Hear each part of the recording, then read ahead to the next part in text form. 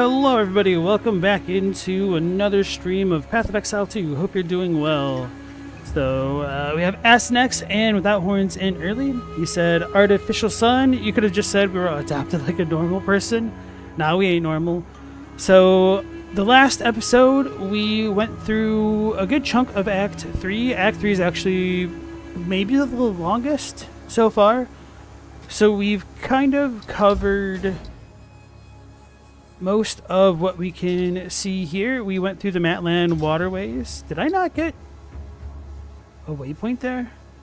Must not have somehow. We cleared out the canal after putting in our large soul chunk in the infested barrens.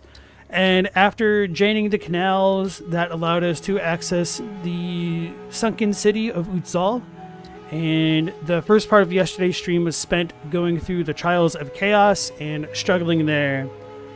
So, hey Robbie, nice to see you. It's a bit of a surprise. You got to your hotel room earlier. The card ride was so ridiculous. Oh, you drove there? How long did it take for your trip? So, now that we've gone to Utzal, we've kind of cleared out the Drowned City area. We fought the Mother of Filth, so that way we could get a doorknob, essentially, to access the Temple of Kopek. Now, this is one of my favorite areas in the game. Probably within the top 3, if not maybe my favorite. I would need to think about it a bit more, I guess. So I'm really excited to show this area off. And did I clear out my inventory? I did. Okay. So glad you guys are here early to check out this thing. And then, of course, Alva will have a little bit of a lore dump for us before we enter. Your mom drove your uncle and grandmother as well as you. How long did it take? So, all right, let's see what Alva has to say. That will draw unwanted attention. You found it! Try placing the idol in the door. Maybe we'll get lucky. You found it! Okay, so she didn't have as much to say yet. Okay, that's fine. Bye. 5 or 6 hours, depending on traffic. That sucks. It sucks being in the car that long. All right. So we input the temple door idol device, which is strangely shaped as if made specifically to fit into something. At long last. Hey, All right, here we go.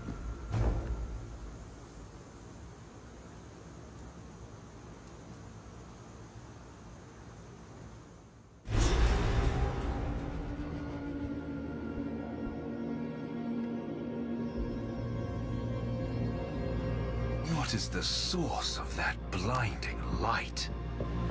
Got the Temple of Kopek. Unfathomable energy resides within the ziggurat.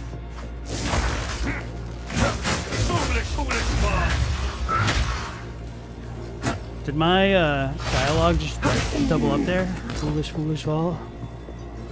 So as we come closer to the middle of this temple,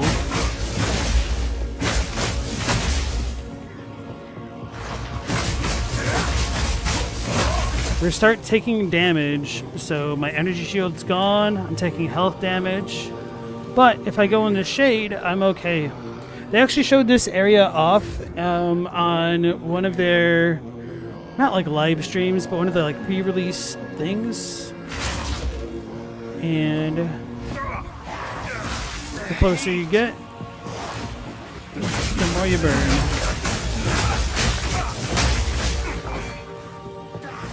And even though I guess in a way it's kind of annoying having to like play in the shadows, I don't know, I just really like the thematics of stuff like this. Because it adds a different kind of element to traversal. Oh my god. Okay, that was not smart. I should have placed on my bell. Can't even blame the fire.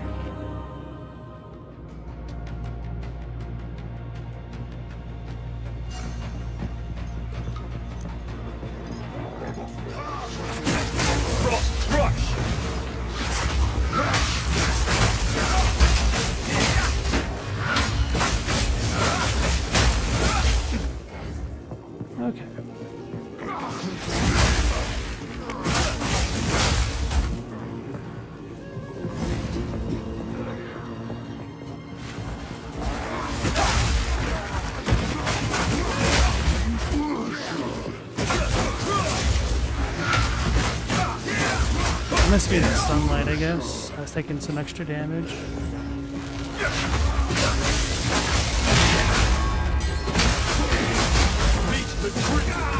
What? Must have taken too much melee. Well, the thing that really sucks about that is that I wasn't aiming toward the bell, but because of the way that the bell, like, takes your focus, it kind of got me killed.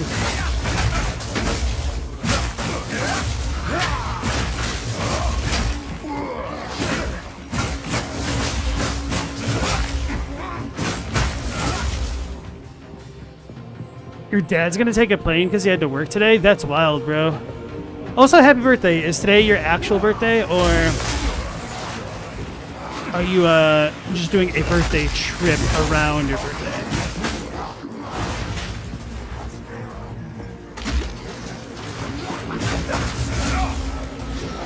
You scared?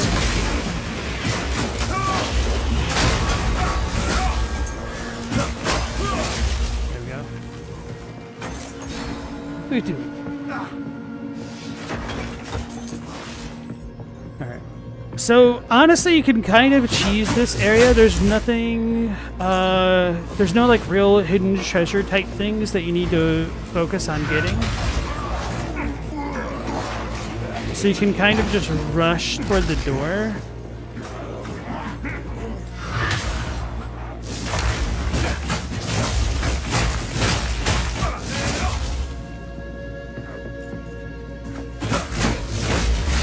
So, while I typically explore areas as much as I can, I don't really need to do that here because I kind of know. Like, there might be some treasure, but...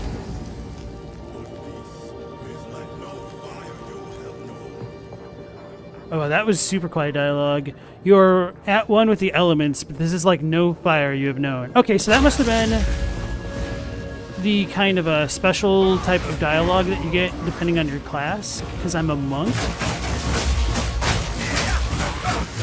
I don't remember what he said to my mercenary.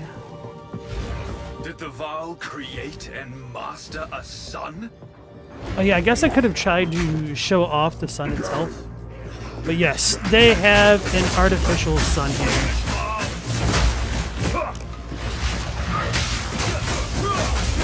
These priests of the sun that I'm like bursting down are actually pretty dangerous. They can fire like a heat ray, essentially.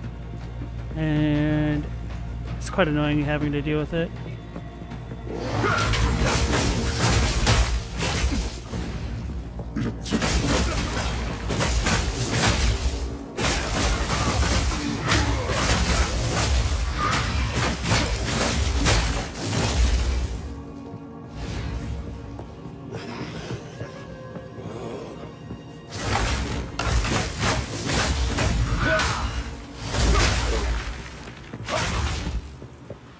Alright.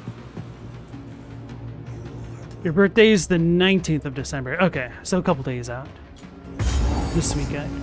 But this is like no fire you have known. Oh, maybe he said it earlier. Let the sun curl your flesh. He's trying to get me. You will not leave, even a corpse. I don't know what this does. The gaze of the Val. I need mana.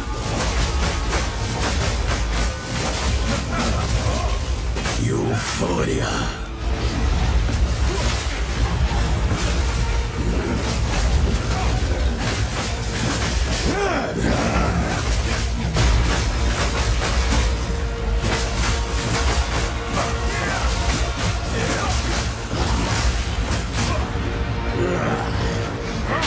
Touch of Copic. Be disintegrated. I don't know what it's doing exactly. Oh, I think he's just going up in the sky. You will see. The heat radiates. Oh yeah, that.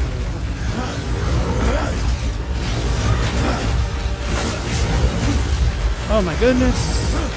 I need to play better.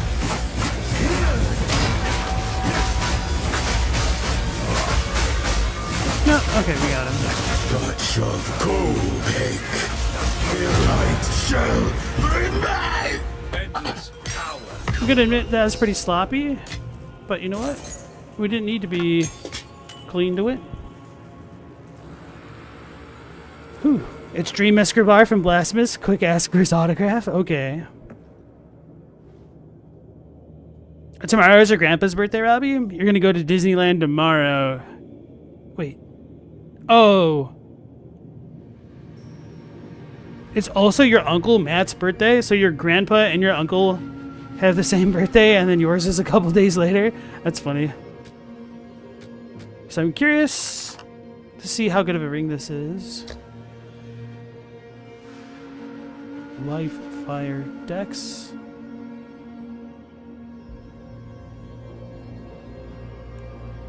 You know, I might just equip this.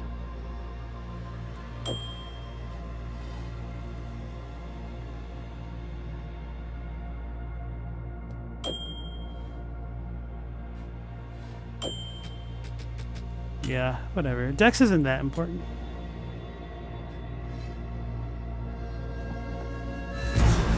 Vile ingenuity never ceases to amaze me. How can I help? So we have trapped in the temple and the sun. The Val in this pyramid must have been trapped here since the cataclysm. Was it corruption that kept them alive? Or the energy from their sun? I can't imagine a worse fate.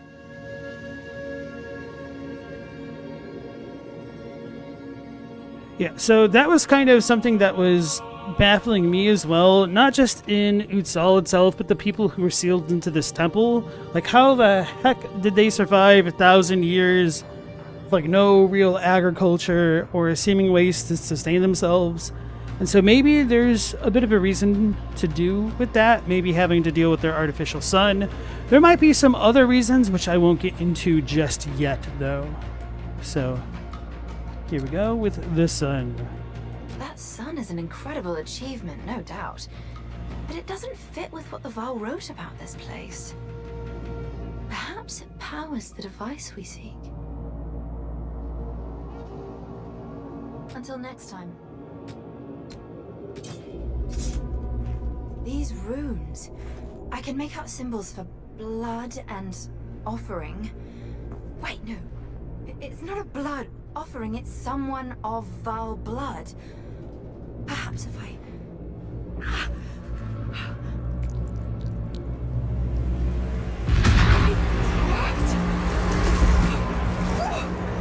No, this is truly something!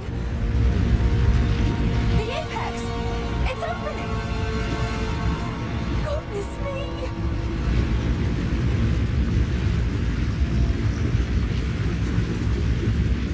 But that horn said they survived off Twinkies. Maybe they had it when Hostess was still good. We're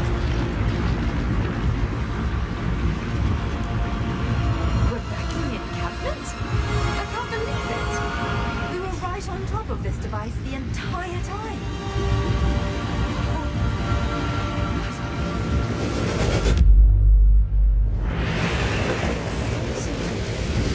Gateway. Oh, how incredible! So we have the gateway unlocked. Although I need to like adjust the sound balance. This is so annoying.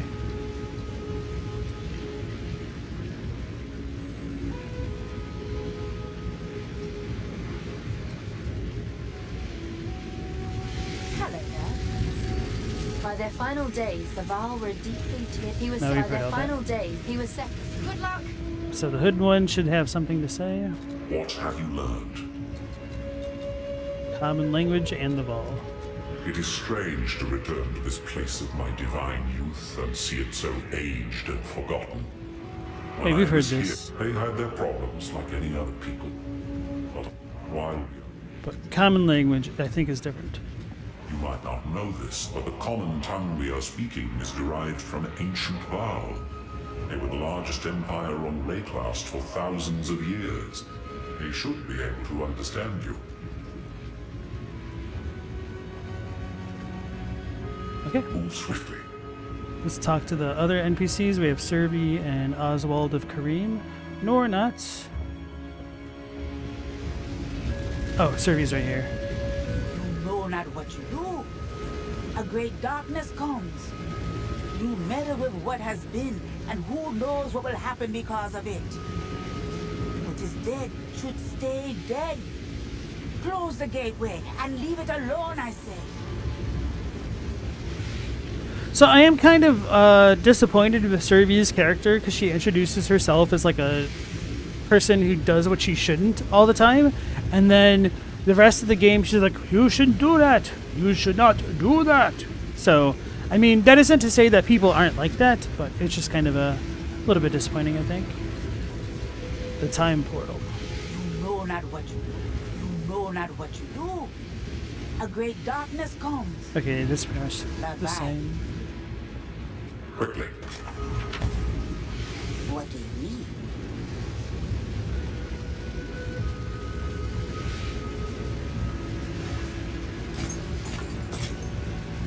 I might hold on to that for now. Yes?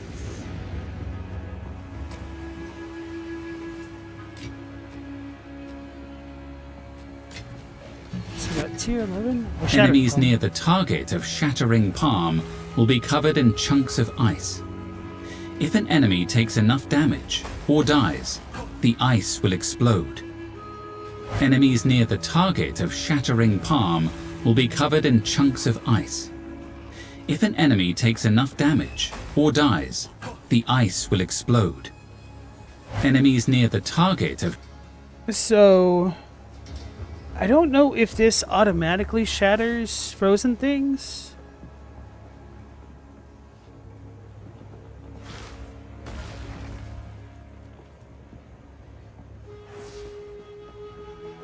What is that debuff though? Can't be evaded? Oh, that's pretty good.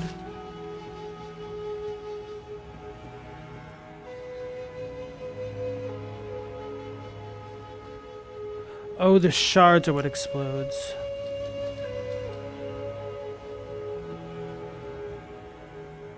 Whirling Assault. deals a lot of small...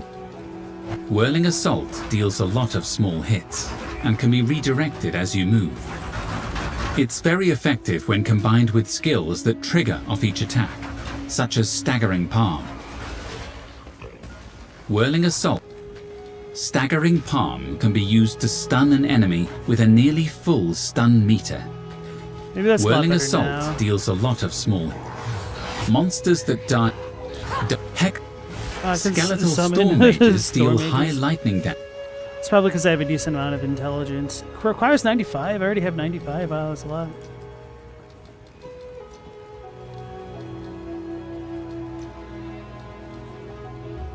Calls down a massive icy chunk from the Oh, sky. this is an ice spell. Target close to your character to dodge backwards as you cast. Comet calls down a massive icy chunk from the sky. Target close to your armor-piercing rounds can...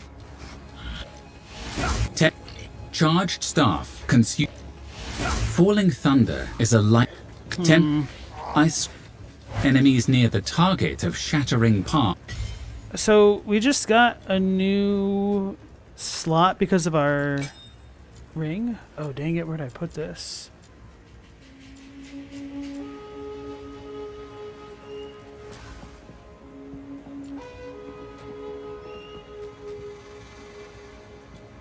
So I'll screw around with it, see how it is. Robbie was saying Moog's theme is surprisingly really good compared to the Elden Ring main theme. Well, I think the Elden Ring main theme itself is also really good, but Moog does have a really good theme as well.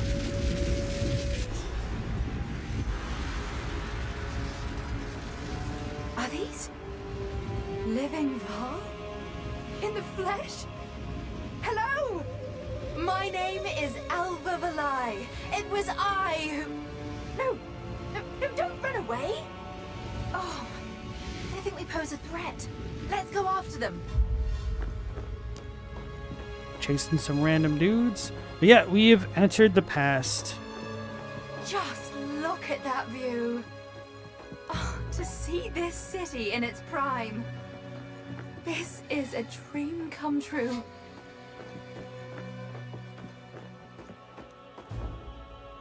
So yeah, well, I really like the Temple of Kopek. I mean, Utsal itself is a really cool city. We visited the submerged, drowned one earlier.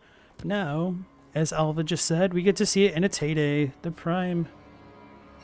There they are.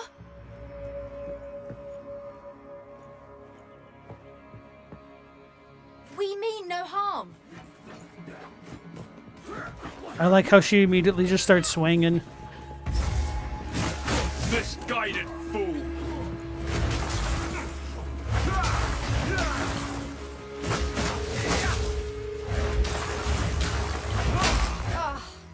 I was hoping to avoid conflict. That was a little bit unfortunate. Okay. So Shattering Palm isn't as cool as I was hoping it would be.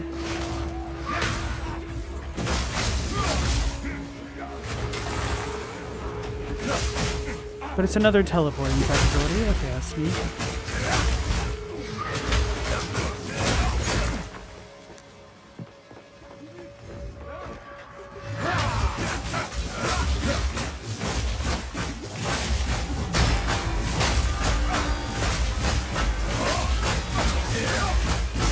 Meet the dreamer!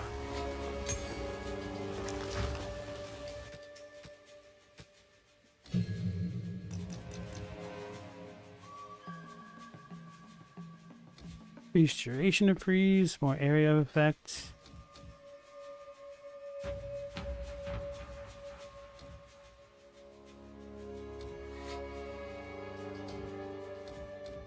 I'm probably not going to stick with Shattering Palm, but I could potentially put on the other crossbow and try to make that work. Although I think part of the reason why I didn't do that is because of how clunky it was.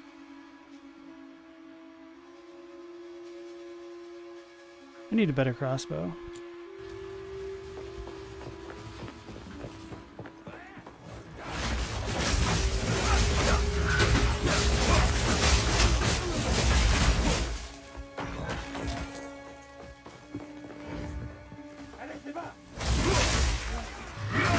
I know these jerks are cold resistant. And they're spear jerks, so they're gonna do damage to me.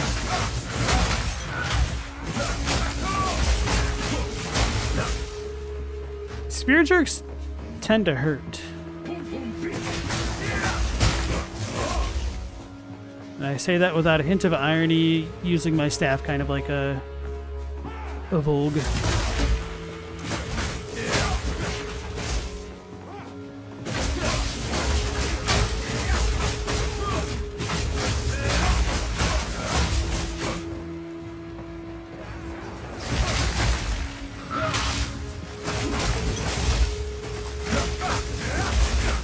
I've taken a lot of damage on this thing.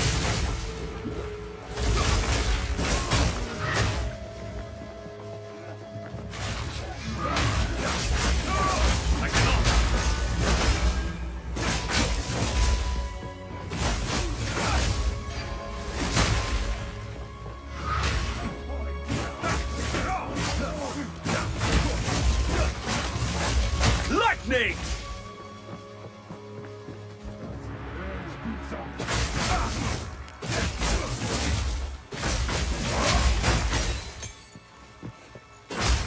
So, is Moog's theme your favorite in the game, Robbie, or is that just one you tend to like? If I had to pick a theme that's my favorite, I'm going to pick something a bit unorthodox, not to be cool or anything, and I would choose Kalid's theme. It's kind of ironic because that is a Kitamura track, and I tend to not like her music as much as far as like the FromSoft composers are concerned. And I also like the Underground Riverways music a lot. That sucks.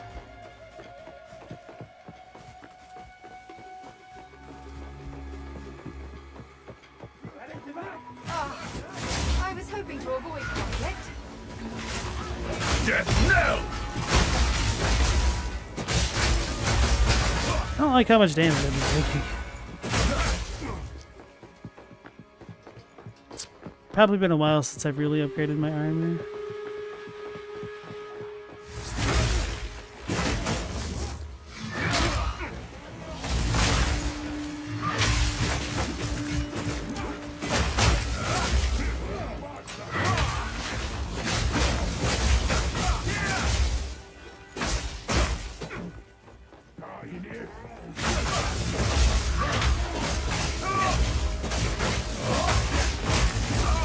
I should have dodged it. I was just trying to overheal it.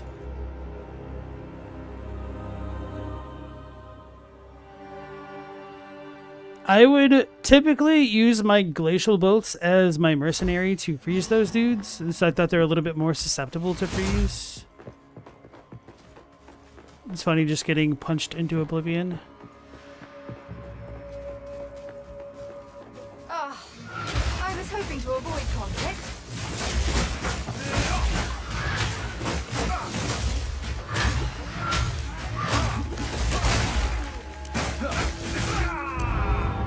Alright, I need to start using my Frozen Lotus so I stop getting swarmed like this.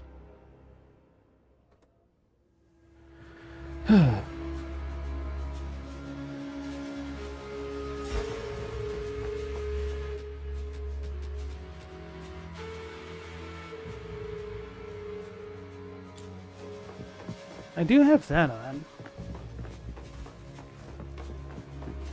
Hey Global, nice to see you again. You like Morgoth's theme and Messmers? There's something about the OSTs that convey mortal desperation that gets you.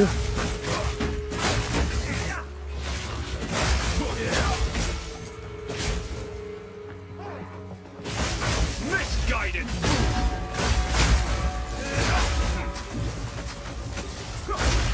Bro.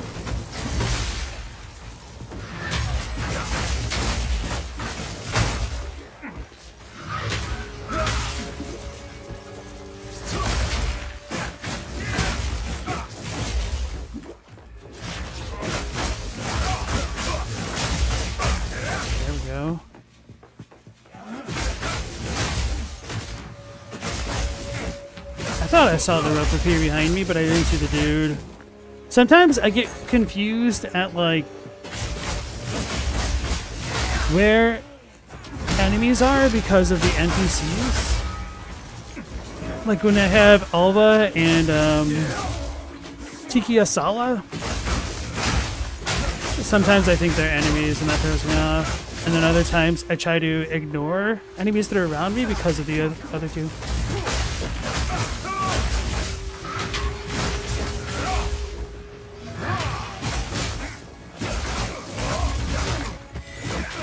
Oh baby, we got the sacrificial heart. I need mana. The corrupted heart grows thick and monstrous.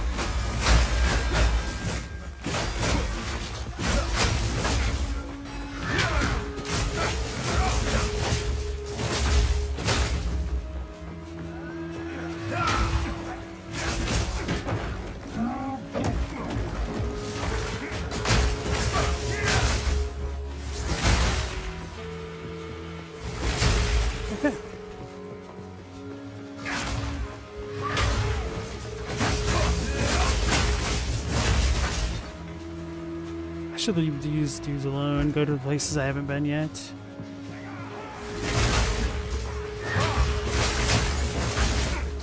Not yet. Get out of the poison. Oh my god, I'm holding bottom right on the stick and it's still teleporting me to 11 o'clock. Like literally the opposite direction.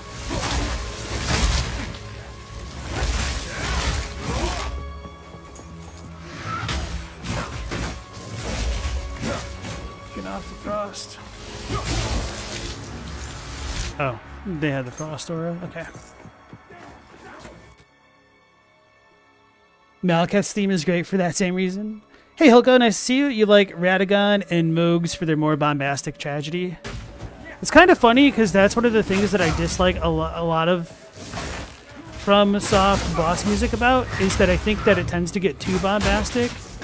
But Elden Ring does a better job than like Dark Souls 2 does.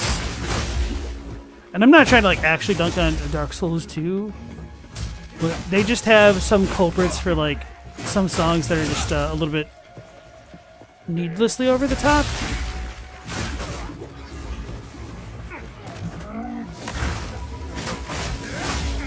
I cannot.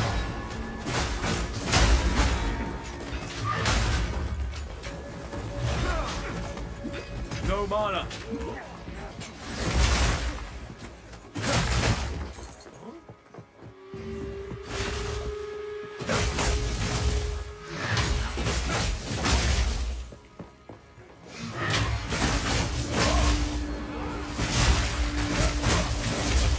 Who's that dude that was standing there menacing me?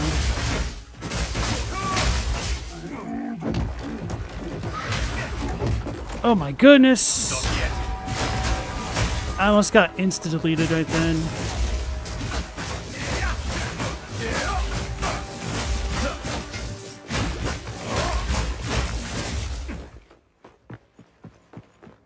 Right, nothing here. Oh, you meant Radons, not Radagons. Radagons is really good because it's essentially just like the Elden Ring thing. I like that one quite a lot. It works with those characters because they're so ridiculous, even in universe. So, part of the reason why I think some of the music is a little bit too bombastic is because quite a lot of times in like Dark Souls 2 and Dark Souls 3, they don't really give a lot of room for the tracks to breathe, and they're just kind of like builds on top of itself in such a way where it just becomes unmemorable for the most part.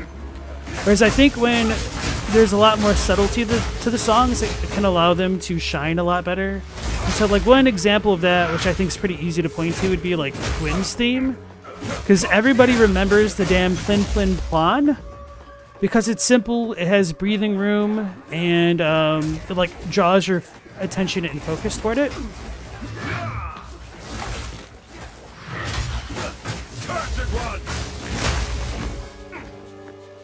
I need like a higher stun threshold or something, because this is just getting me messed up.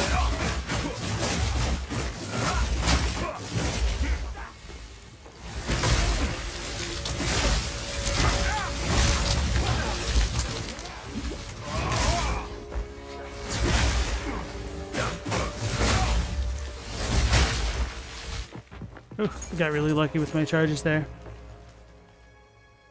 So I think Gwyn's theme is really good. I really like Sif's theme. That's probably my favorite of Dark Souls 1.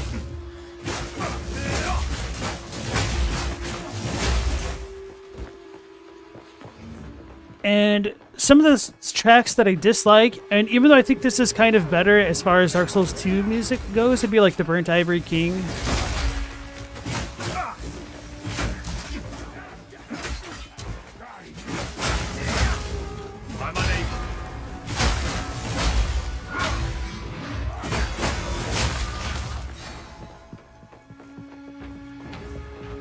Because it's like so loud and brassy that it doesn't have like a ton of breathing room.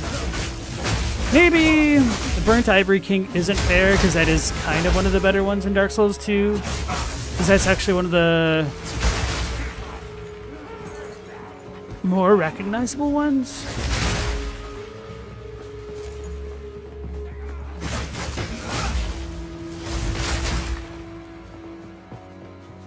Or maybe I could point to like Slave Knight Gale.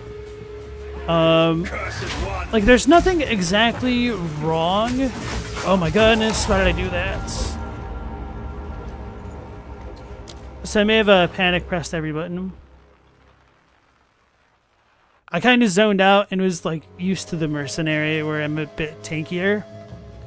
And I kind of want to group enemies that way to just gas bomb them all to death. I was hoping to avoid conflict.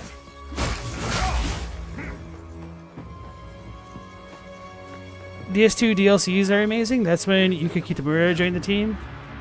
Well, see, I was saying that I actually don't really like Kitamura for the most part. And I'm pretty sure she was there beforehand. I think she might have had like underwriting credits in Dark Souls 1. Although, to be fair, I'm not the most knowledgeable about from soft composers, to say the least.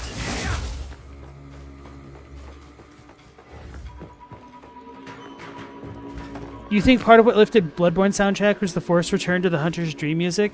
Elden Ring doesn't really have that. Yeah, I can see what you mean. Stop stunning me. Cursed one.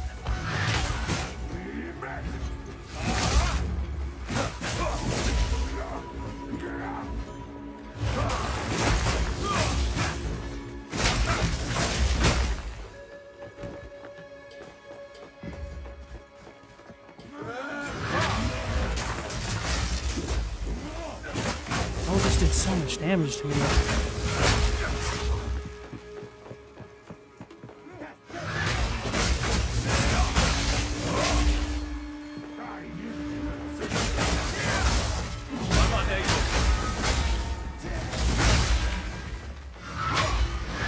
Well, so awkward.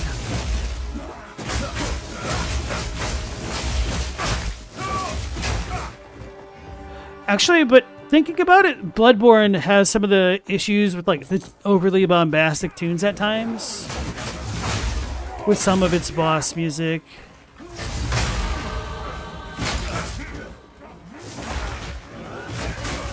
But with that being said, Bloodborne also has some of the best tracks. So one of the tracks that I'll say like gets the bombastic stuff absolutely right would be Ludwig's theme.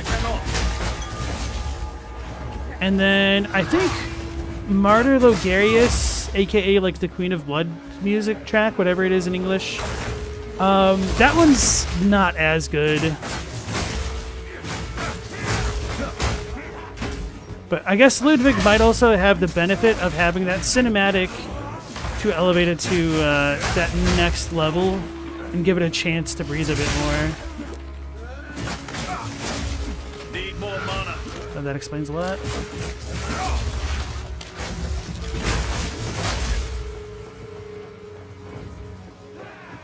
All right, Robbie, you have a good night and enjoy your vacation in Disney World or Disneyland. Can never remember the difference between the two.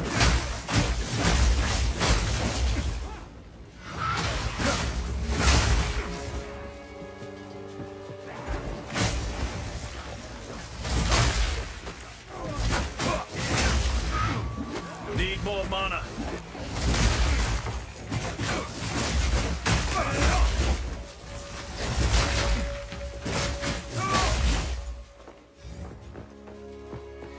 You keep going back to Vicar Amelia's track? I don't even remember Vicar Amelia's track.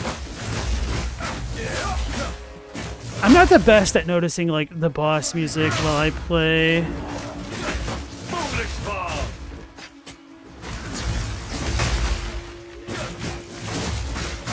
Whatever the hell the Legionnaires have, that hurts.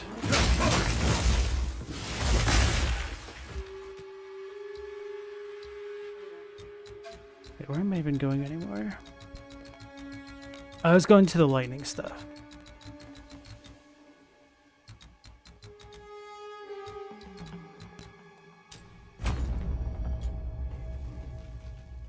Cleric Beast? It's that fight at least? For some reason, Cleric Beast is a little bit more memorable to me than Amelia, as far as the music goes. But I don't know. I guess I may have like grown up a bit spoiled by playing Final Fantasy as a kid, with listening to Uematsu's tracks. 'Cause he's kind of the goat.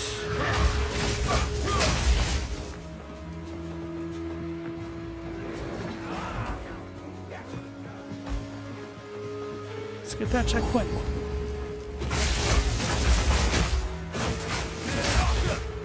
Alright, so this one can be a pretty challenging encounter. Your rampage ends here! Hey Eugene, how's it going? Don't worry. I can solve this. This is all just a misunderstanding.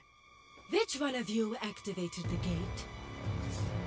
Which one of you is a Val blood? Why, that was me, of course. I am Alva the Lie, treasure hunter extraordinary. Take her! Bring her to Doriani.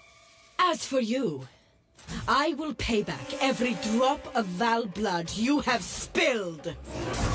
Alright, so this boss encounter is like one of the coolest ones in the game because of the way that the arena works. It's essentially us being forced to duel in a small squadron of soldiers flanking us in.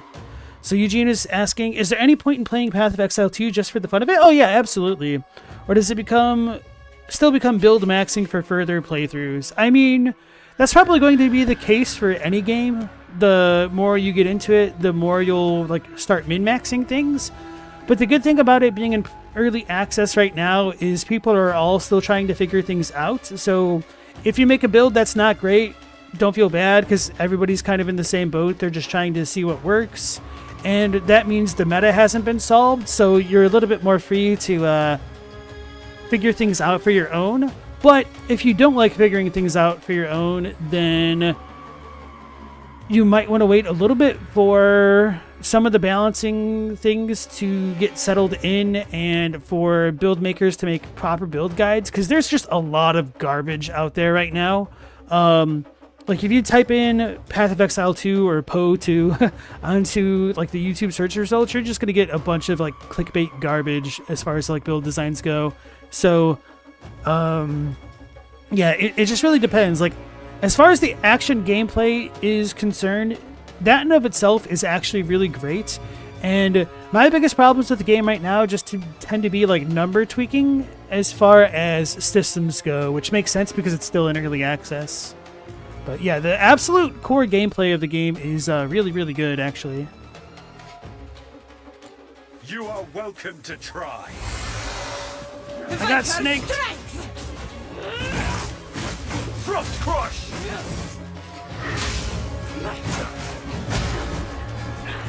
Come back over here.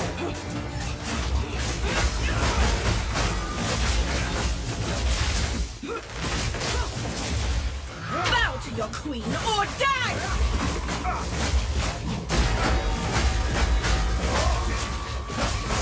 You will fall before us! She put poison on the ground. She's cheating.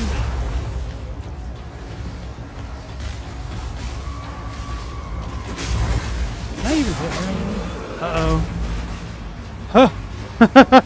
Oh, no.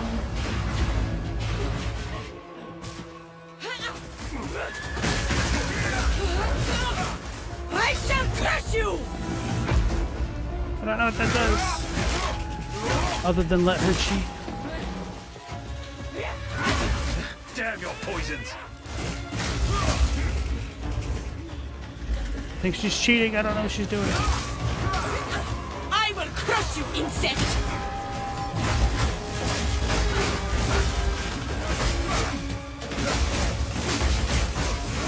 Not yet.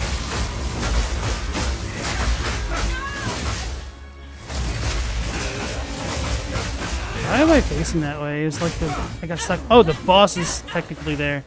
That was weird. Oh, that was a bad dodge.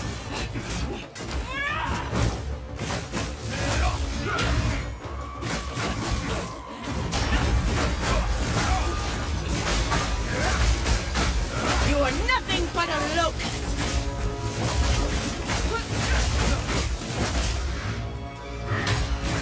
Can I freeze her? Freeze her? Storm of Chopin! You will fall before us! Feel Arakali's sting! Uh-oh, she's cheating. Oh, okay, we're doing this part of the match. So she empowers her spear boys, and then they start throwing spears everywhere. Oh.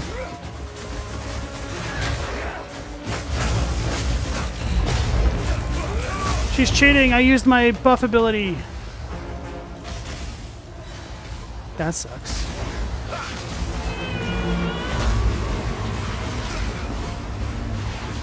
Ugh. Oh, this doesn't do damage on the ground. Okay.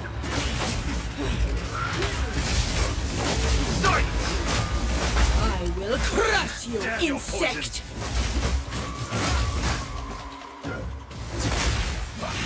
The Viper strikes!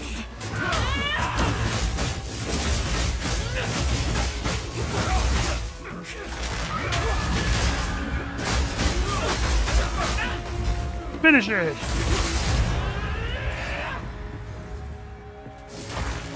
See, Where did she go? after the boss fight ends, you get ganked by all her dudes who are watching, which is kind of funny. And it's got to be rough for people who got ganked by that, because when you get killed after a boss fight, you lose all the items too. It's pretty rough. Whew. Eugene says, thanks. You just played a little of the first game. It was fun to make experimental characters, but you're not interested in following other people's builds. Okay, yeah, so if you're not interested in other people's builds, now might be the best time because the meta isn't solved. It's a little bit changing because they're still like buffing and nerfing things. But it could also be good to wait when they have more classes added to the game and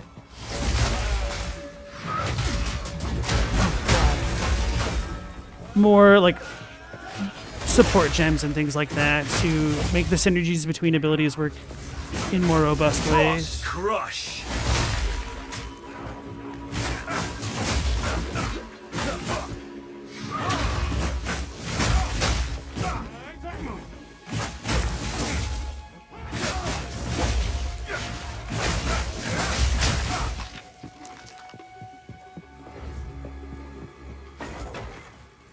Globo was saying Uematsu's the real one, and then Hilko said Metroid Prime is up there as far as just not tiring of it. I don't remember a lot of Metroid Prime's tracks. I remember them being really ambient in nature,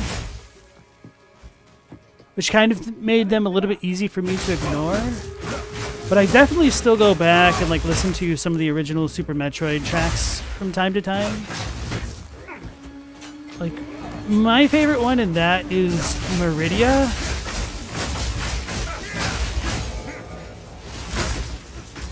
Get off the burning fire.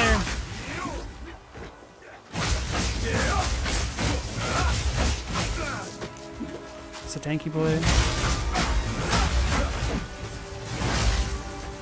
Go near that bell, I dare you. Thanks. I need mana.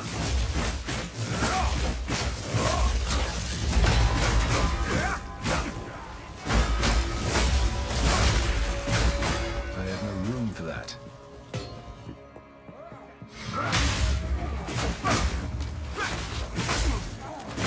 Not yet.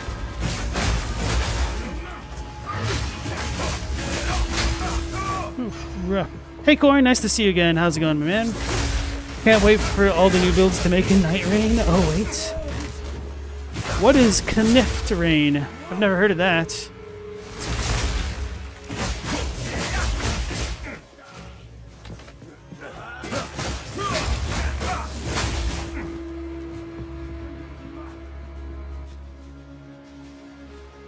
So, Metroid Primes is basically generic elemental themes, but they're perfect. Maybe I should go back and like listen to them. I don't like the Legionnaires, they're scary.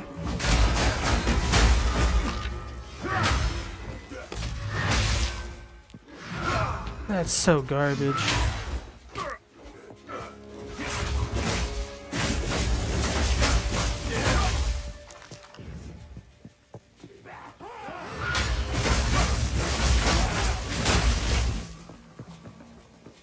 I wonder how Melee feels on PC. Because I just get a little bit griefed sometimes on the console with the targeting.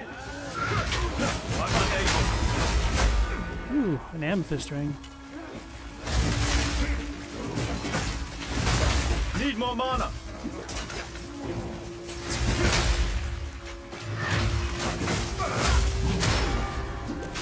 Attack, bro.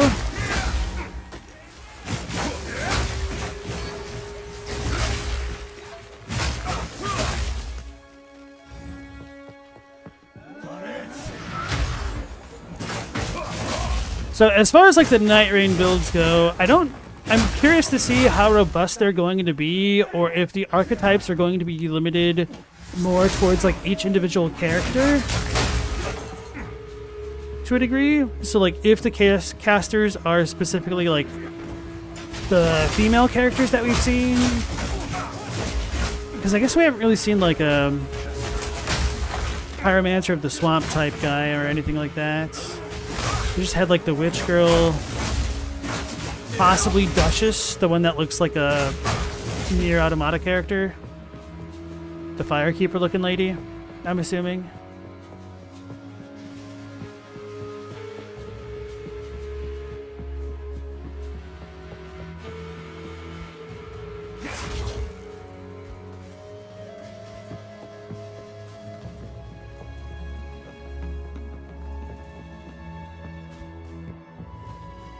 It's quiet. Too quiet.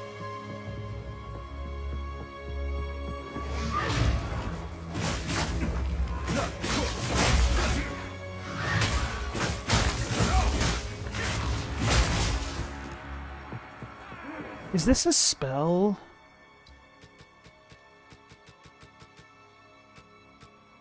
It is a spell.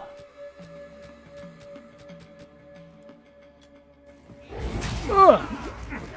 So I could put cast on freeze, kind of get this up all the time, so I don't have to spend the time activating it.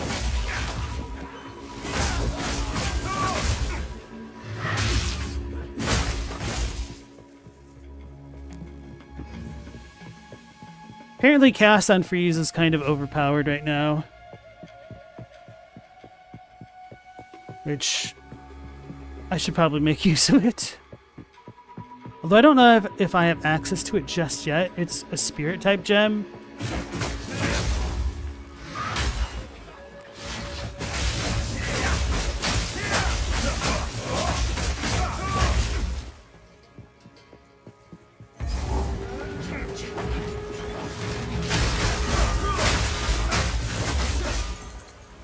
Ultimatum key.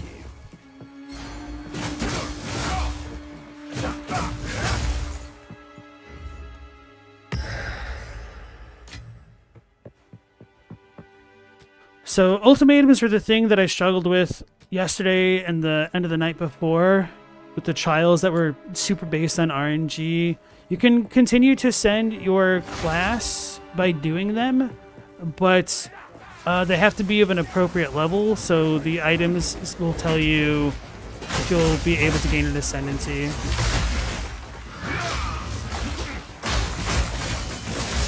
Not yet. Meet the dreamer. I was really close. My belt has saved me so many times with that instant healing factor.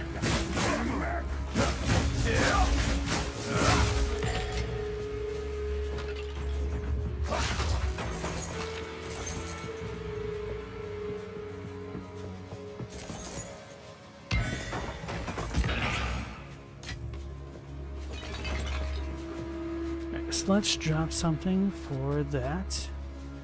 Why do I even have this? I'm sure Oswald will want this.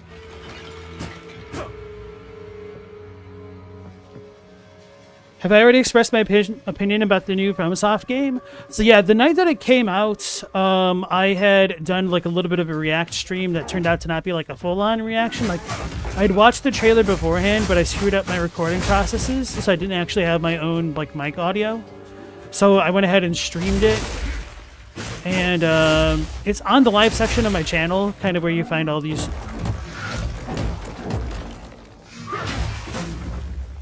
Path of Exile playthroughs as well. But I don't know, like, I'm kind of on the fence about it, just because I'm a little bit nervous at how well that whole co-op aspect of it is going to work.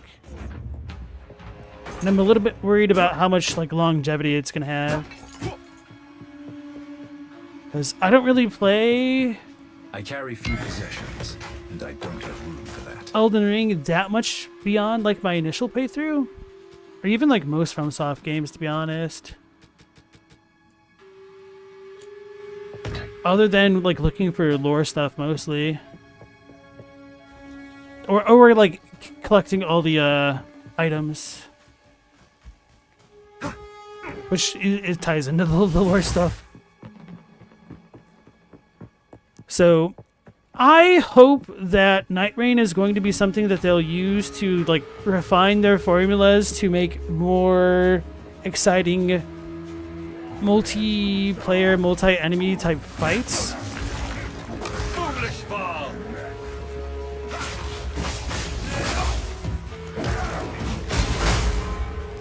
Oof, I almost deleted myself by doing that.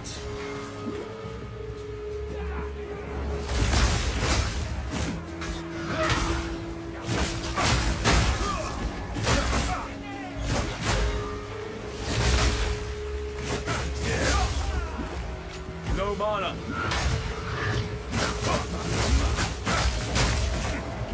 I need to change my damn life flask. Because I keep going out of mana when I use it. I meant to do that? I forgot.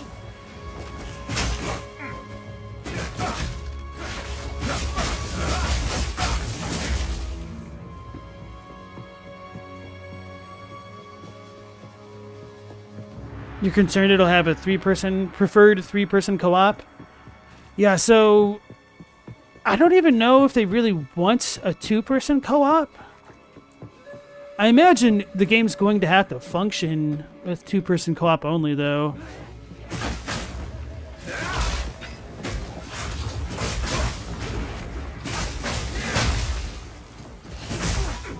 But like, even having two legitimate players in any boss fight just kind of like makes it not that hard. Well, maybe I shouldn't be talking about that, because I guess I haven't really tried Shadow of the Erdtree multiplayer, because it's... I don't know, I don't really like the boss design of Shadow of the Erdtree. So maybe that'll be a way to balance hyper-aggressive bosses.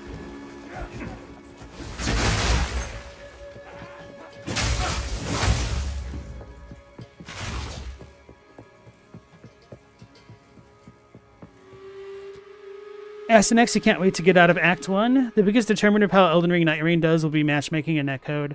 Well, they did say that they want to have the game be, like, solo playable.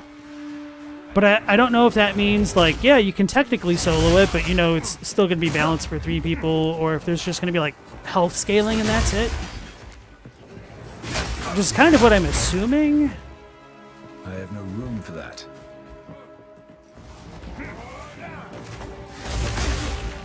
Although, to be fair, I guess I don't really know how good a Gladius-type fight would be. The name of, like, the Cerberus thing that you could see in some of the trailers at the very end and whatnot. The three-tailed fox. Because that would really suck having to fight 3 of those things at once. So maybe for, like, solo player, they wouldn't have those mechanics, I would hope. Those damn trees are in my way.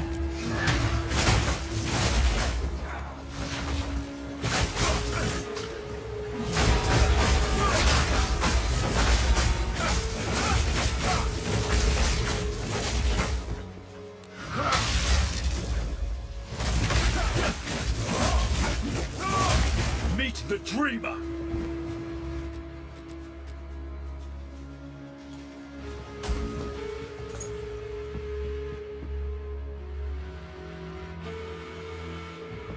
They're making the bosses more viable for 3. That's why the dog splits into 3. Yeah, but they can only do that so many times. Like, I don't know how they're going to make Margit. Well, I guess maybe that'd be cool if he had, like, multiple projections. But they've got to do something different with some of these bosses and their enemy, like, movesets. Otherwise, I'm afraid it'll be stale. Such violence.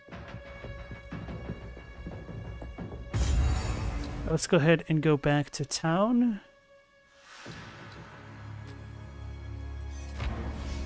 And clear our inventory. Have I seen the Centaur boss in the screenshots on Steam? Yeah. What was he compared to?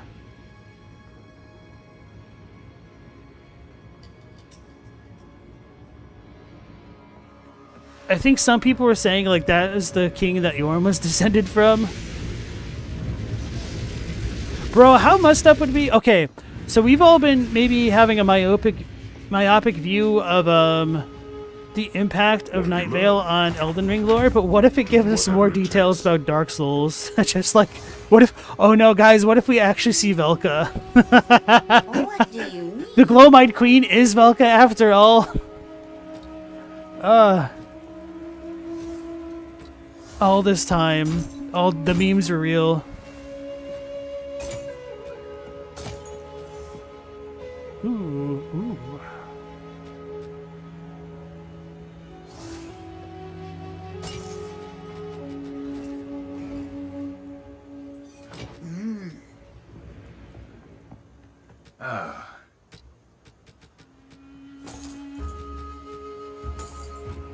Don't get eaten.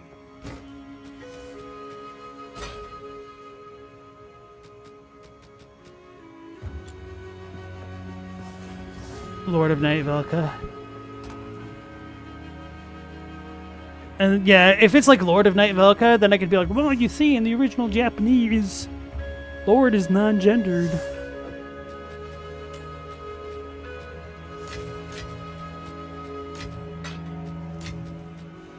So I finally got more support runes, but I don't necessarily want to use them yet.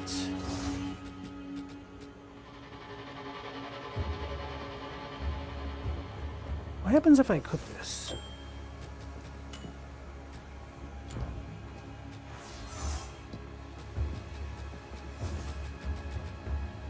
It stays there? What?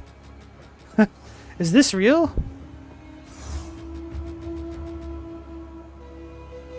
Can I access this? This is not the place or the time.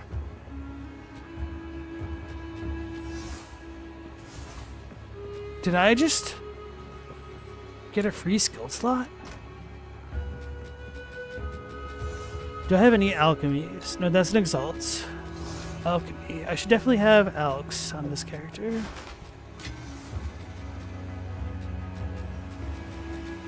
There they are.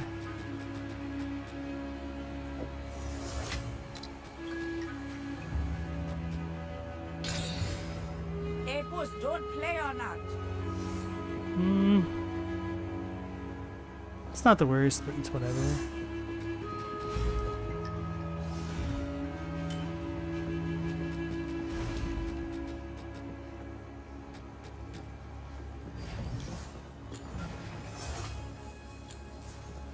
Maybe I should cheat and like get a tier 15 skill gem. Anyway, oh yeah. Let's check this out. Oh, that does a lot less health.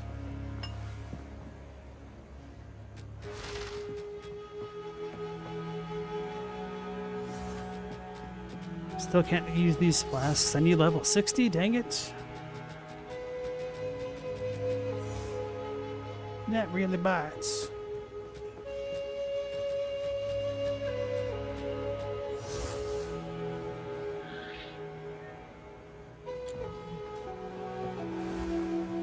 Hey there. Need a guy?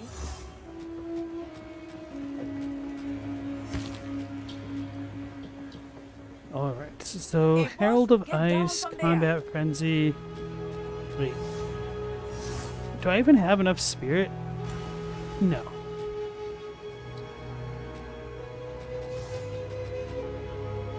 So it's just Shattering Palm, essentially.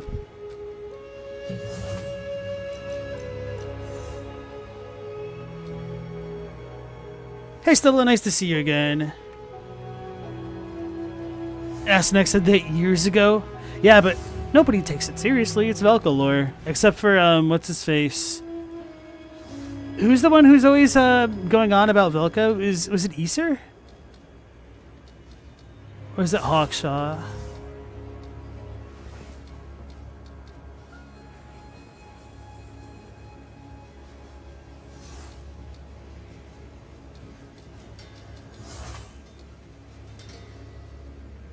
Loki? I don't think it's Loki. I mean, he might, but there's like lore tubers look pretty infamous about it.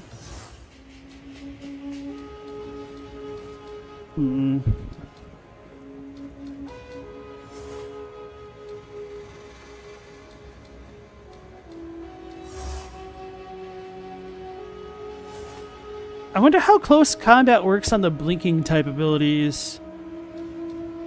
Because presumably on all the blinking ones, when you deal the damage, you're right next to them, so close combat should benefit them, right? But maybe not.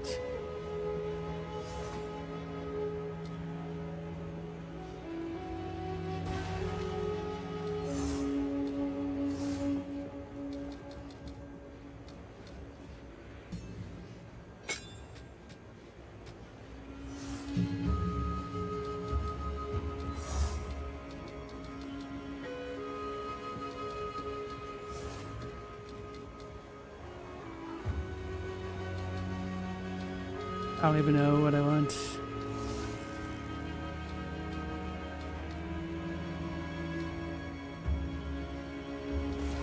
I guess I could do that.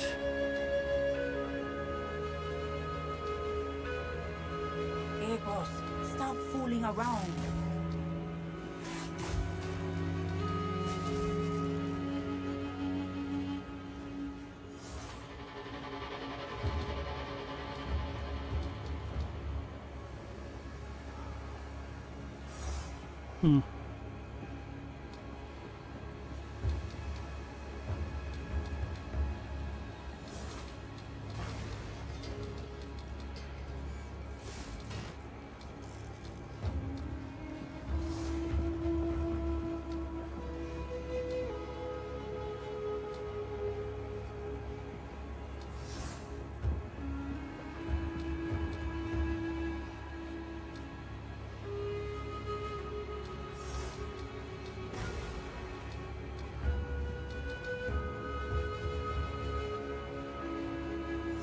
I don't know what it means by the rest of that use, because it sounds like it's only good for like delayed things. Anyway.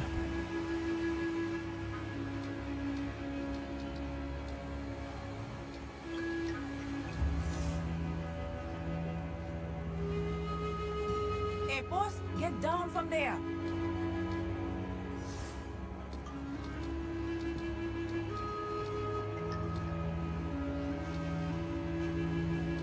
I don't know what I want to put on.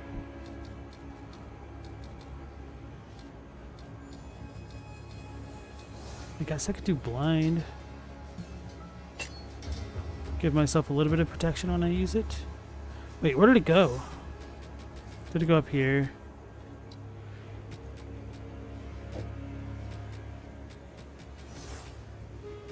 Okay.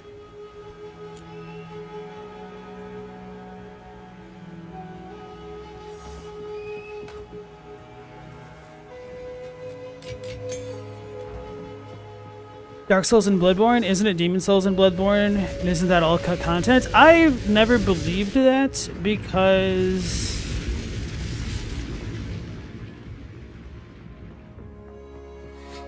What the hell just happened? Oh, I warped manually.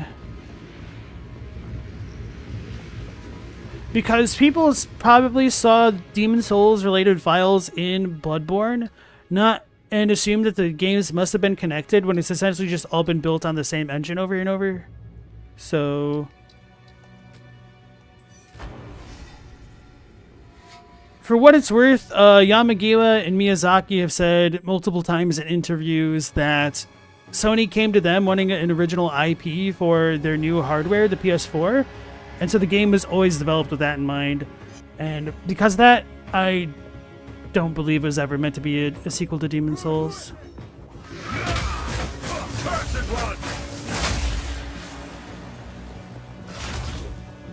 And then Issa released this Madness theme video. Yes, I saw the thumbnail. I mean, I didn't watch it yet because I'll do that on stream one day eventually.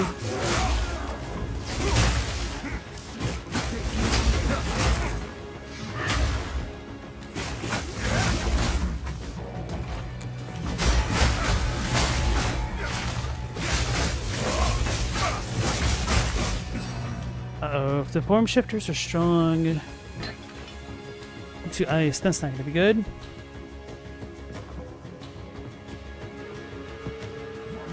In order of nonsense, it can be reduced to 1 because From doesn't own the right to Demon Souls nor Bloodborne, I'm assuming. Only Elden is their trademark. Oh, they don't own the rights to Dark Souls? Is that like a Bamco thing?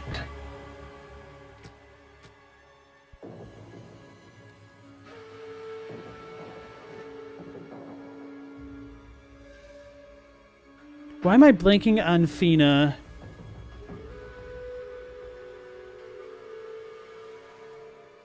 Okay, Bandai owns Dark Souls? I guess I didn't know that.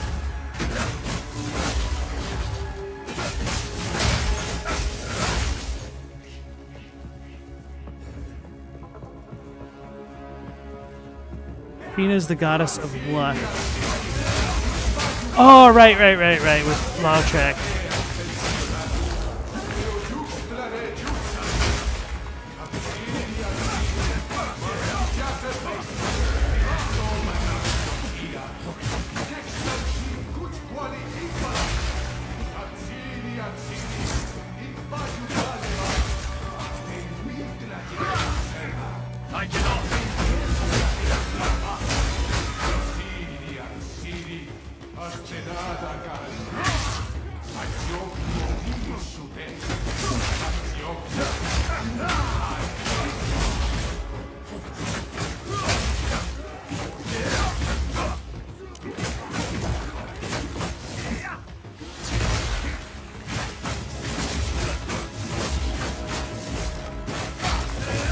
I was hoping I was going to kill him before that happened.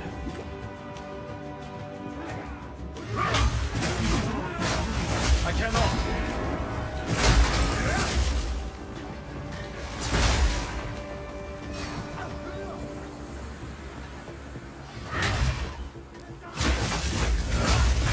Cursed one! Not yet. Ooh, baby.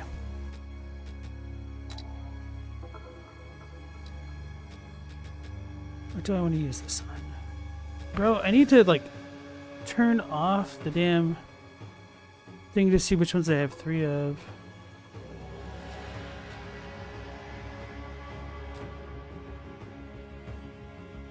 Maybe I should do Stormwave.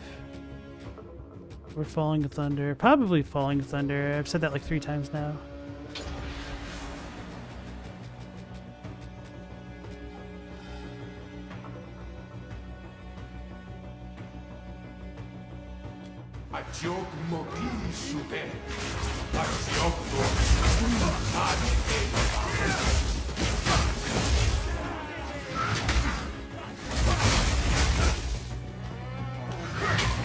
I'm unable.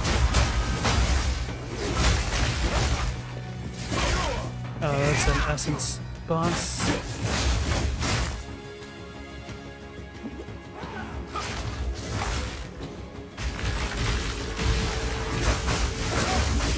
Oh, there's a bunch of lightning on the ground.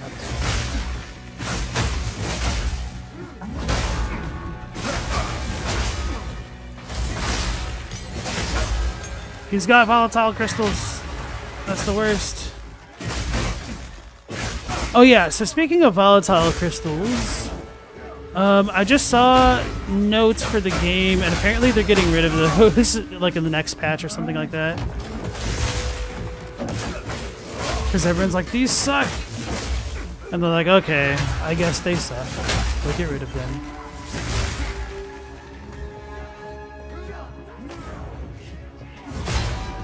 Not yet.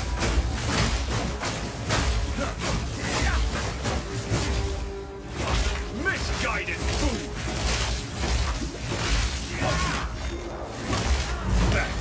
Wow.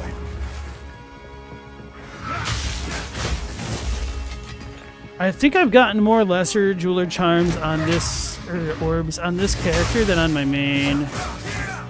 Not yet.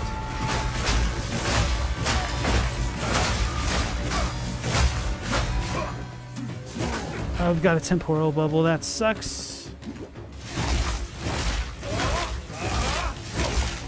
Murder Lich.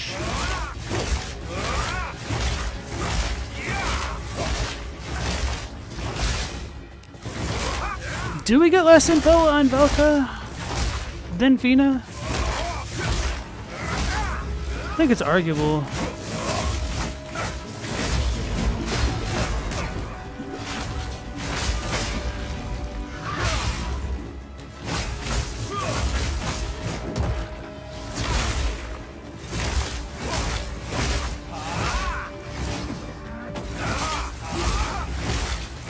This is the worst. I cannot.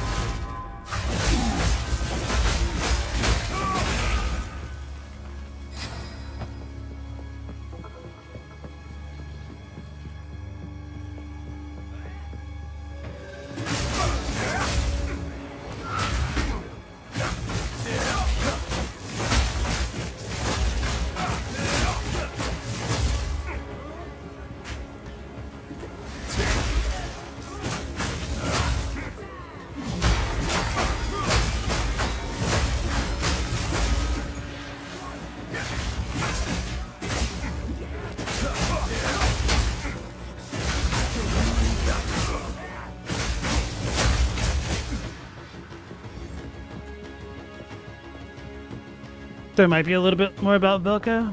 I mean, I know what you're saying, though. They're pretty identical in terms of, like, impactful lore, which might be the difference. But you might see, like, a tiny bit more with Velka when you, like, factor in that technically Oswald of Kareem and the other dude in Dark Souls 2 are followers of her in a way.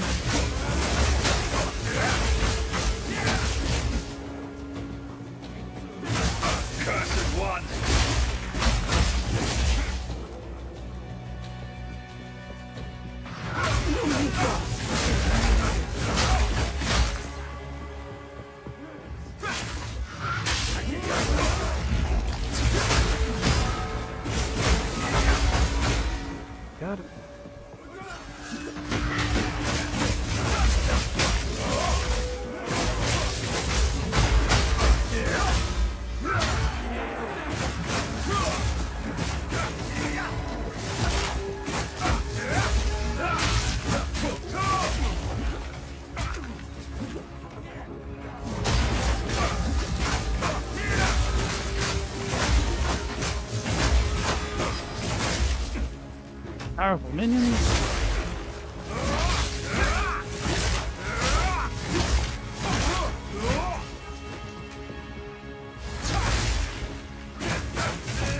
Oh my goodness. It's not joking about powerful minions.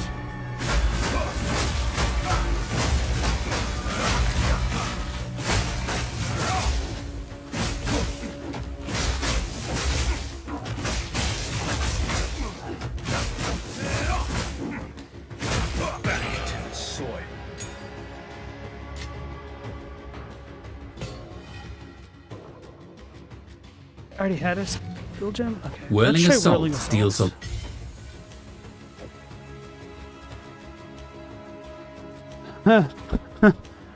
I need to actually try Shattering Palm. I whistled out of my teeth. See if I can still use it. I think it's grayed out. No, okay. So I don't actually have it. So it just remains there as though I did. In a way.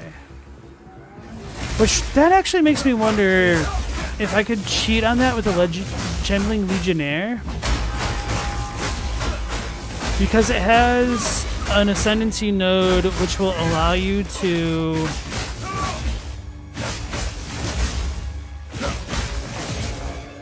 gain extra max resistances based on how many support gems you have socketed. And so if that can kind of override how many support gems you sort of have on, I wonder if that would work. Not that I would really need that, I don't think. Just an idea, a thought. Frida's the Glowmite Queen? I mean, we can make that joke because she does have purple eyes and, you know, just black flame. So there's kind of a bit of a substance to it, believe it or not. Let me deal with the dog.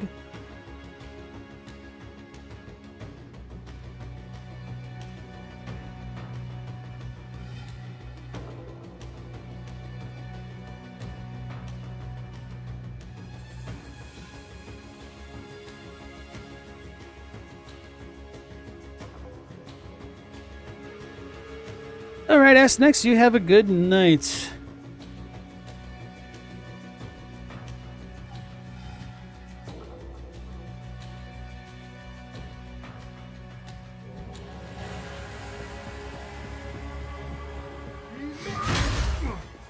So I don't think there's anything super overt about like the Bone Ash set in Bloodborne, but it may just be like nothing more than a nod to the things in Dark Souls, because that does kind of look like the witch set that you'd see in a game like that.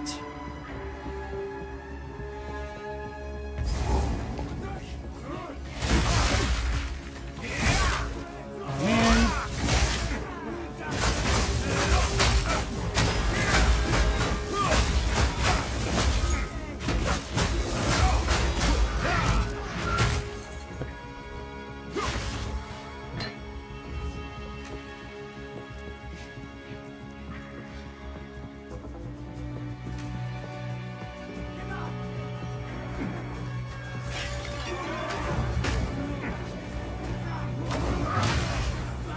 I may have backed myself into too much of a corner here. I cannot.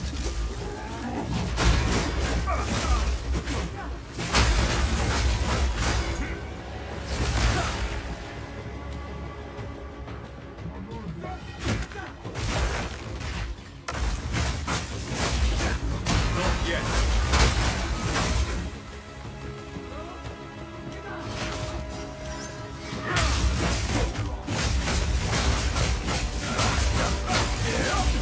They're freaking Sparta kick me.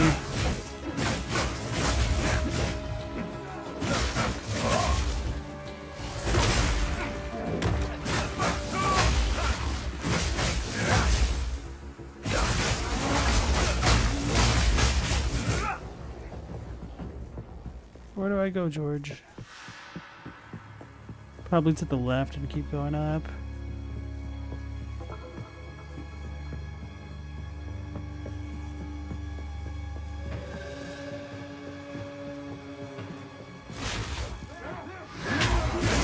Freezing strike!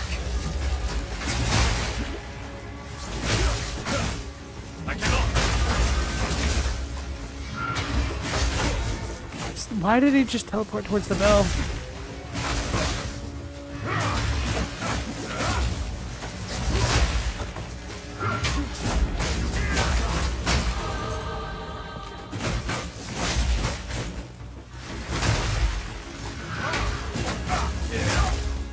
Whew, that was close.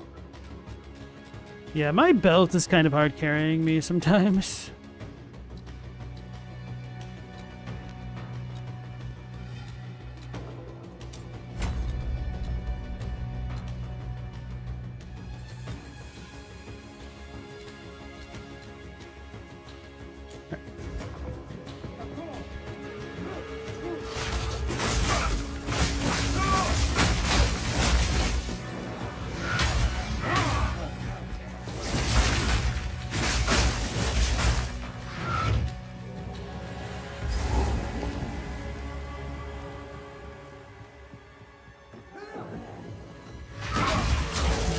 Oops.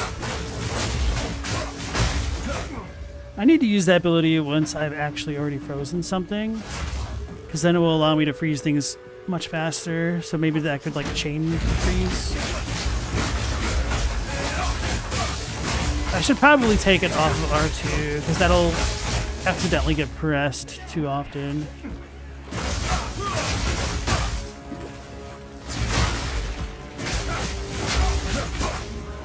Bold Kill the Slayer. Thought his name was Bloodkill, and I was like, that's like the edgiest name I've ever heard.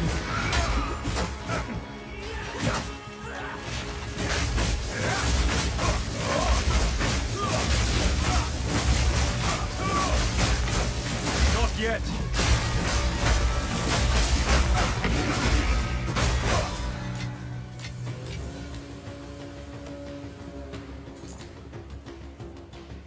All right.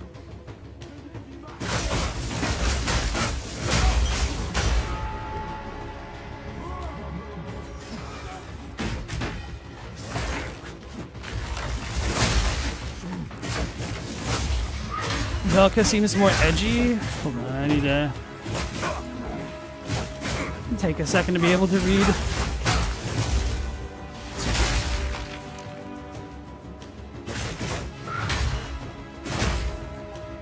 Velka seems more edgy, but do you think it's more interesting that Fina is called fickle, whereas Velka offers absolution?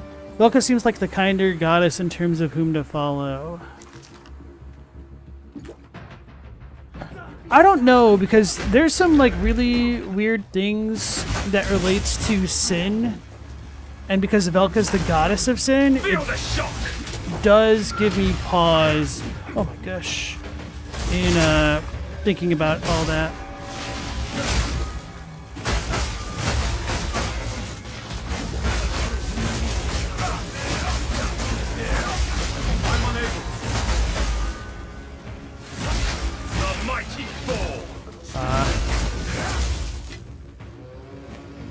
So, for instance, like, sin is related to life in a way. And so I wonder if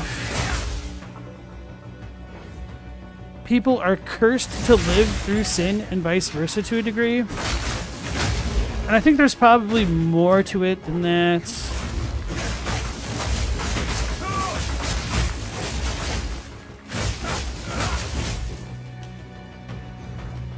And so I've wondered whether or not the absolution could mean like giving death, essentially.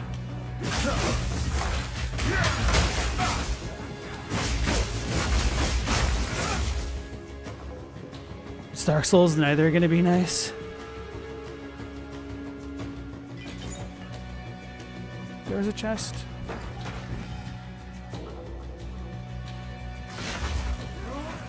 Misguided.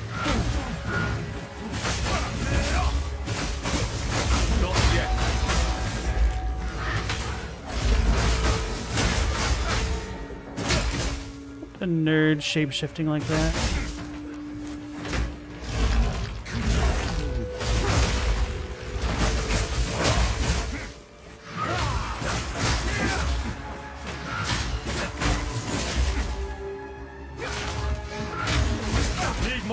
I was too slow with my heal. Dang it. I like the typo with that horns. Rosario seems nice. Gross, but nice.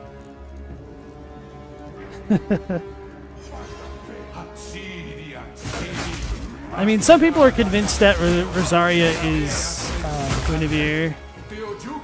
So would that make her the goddess of bounty? I am a hater of that theory, for what it's worth.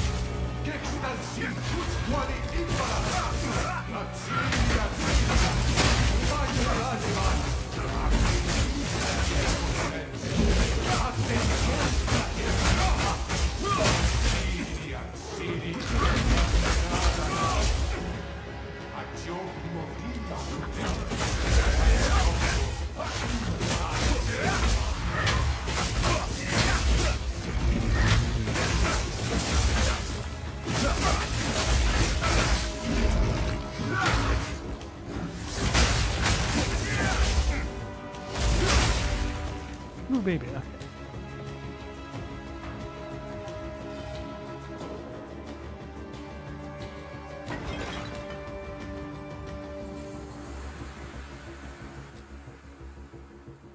Global, some people. Well, that one says, no, you're a synthesizer company. Your president has been revoked. Maybe you didn't get the memo, but corporations are people too, okay? Global Incorporated.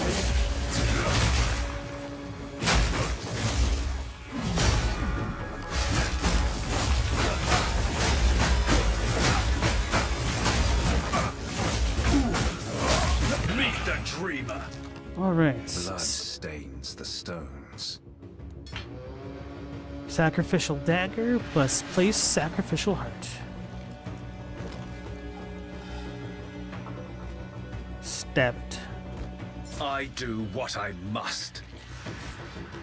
I don't know. I love stuff like this. So now we get 2 passive points, which is quite nice right now.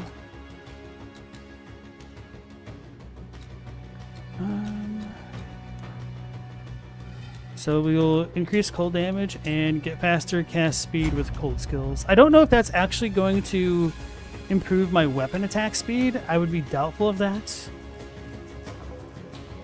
But now we're finally getting a bit more damage to our cold stuff after having to deal with the lightning things for so long.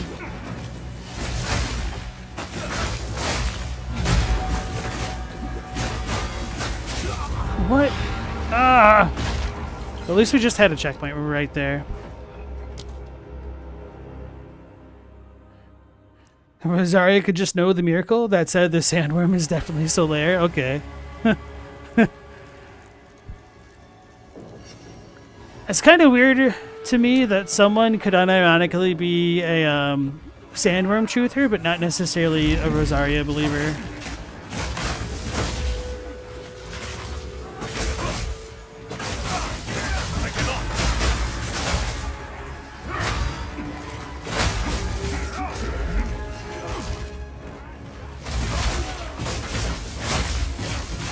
Oh my gosh, that heal came in clutch.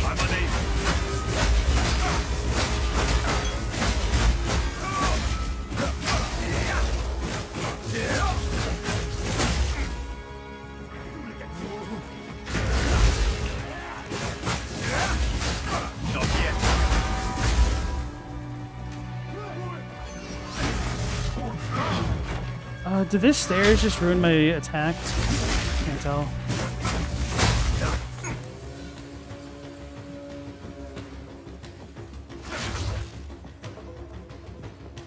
Without Horns knows almost nothing about DS3. You don't even know if the sandworm is just an item description or something you fight in the game. It's something you fight in the game. You would know it if you knew it. It's not easily missed, I can say that much.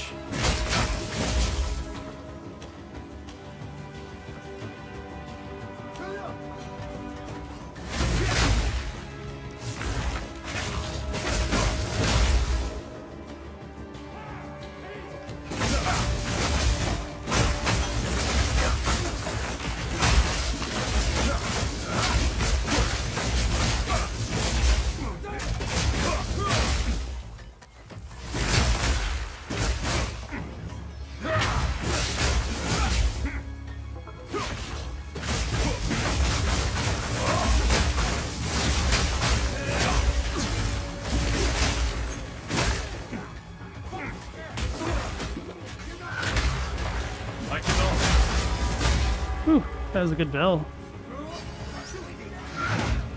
Uh-oh. Uh-oh. Thunder!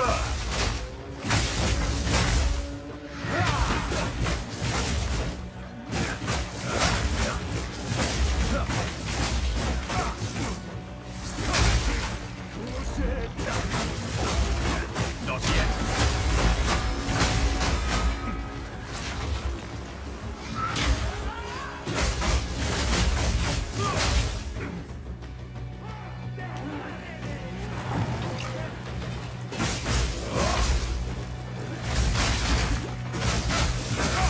All these dang zealots almost deleted me.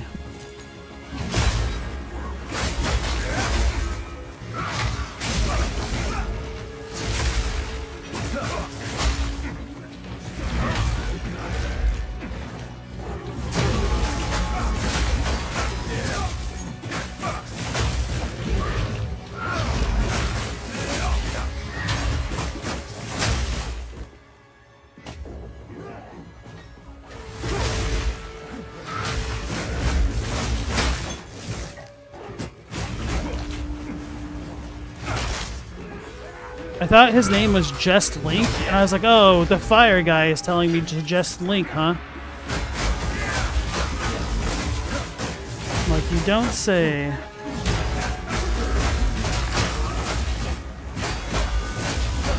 Frost! Damn it, my bell is not hitting him.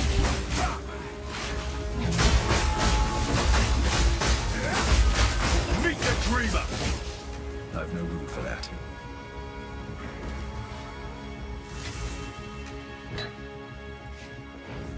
Alright, time to sell some things. What if we just decided the most out there theories are the canon ones? Let's just go with it as a treat. Real life is too serious. Nah, I couldn't do that. I'm too much of a crotchety old man to like sweet things in my life that are not pastries.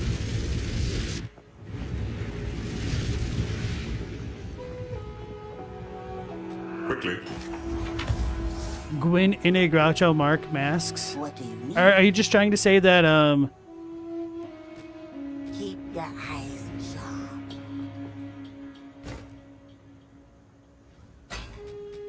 let me think of how to phrase this. Hey?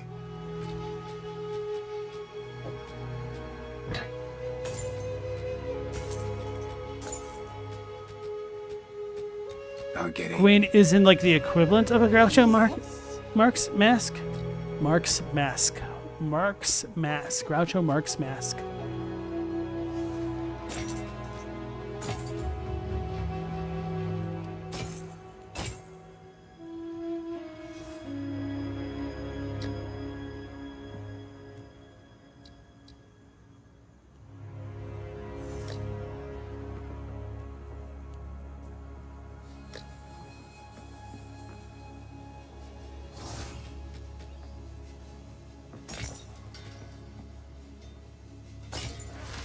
Yes?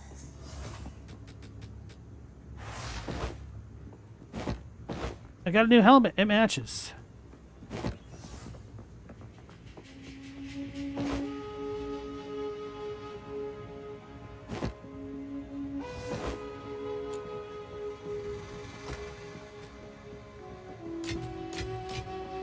Whoops.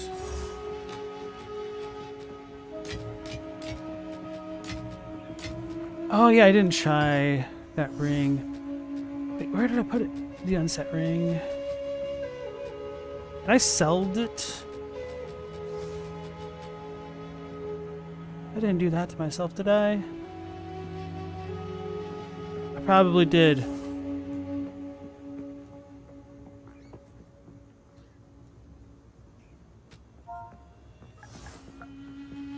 Oh, I can move this? Okay.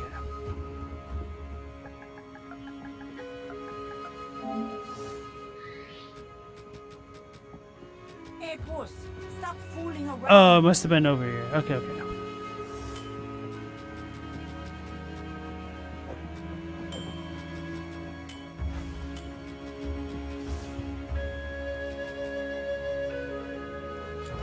this is not the place or the time.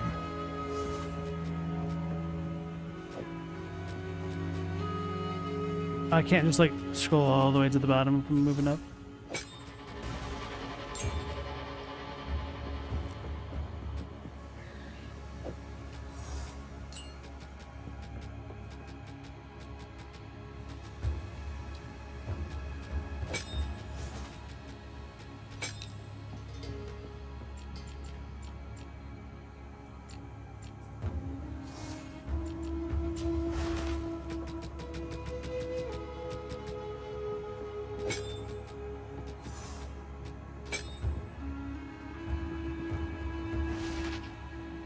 Stella went to an estate sale the other day and got a kitsch French Revolution bicentennial guillotine keychain, which proves reality is hilarious sometimes. What's it do? Like, cut hot dogs into bits? Is it functional, or is it just a kitschy type thing like you're saying?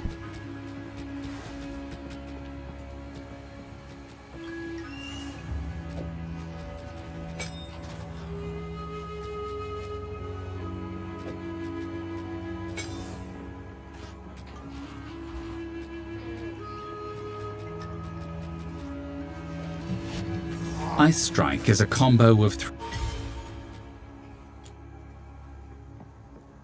It's just kitsch. You can post a picture? I'd be interested to see it. Sounds really funny. Just talking about it on its own like that. Need a guide?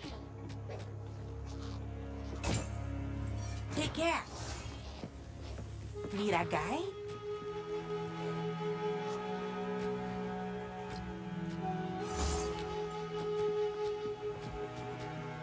Guess I should look at the shop to see if they have anything particularly good.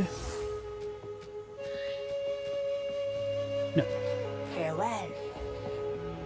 That Alba is missing, because why wouldn't she be? Or is it no, she's just the Gamba girl. I don't need to worry about that.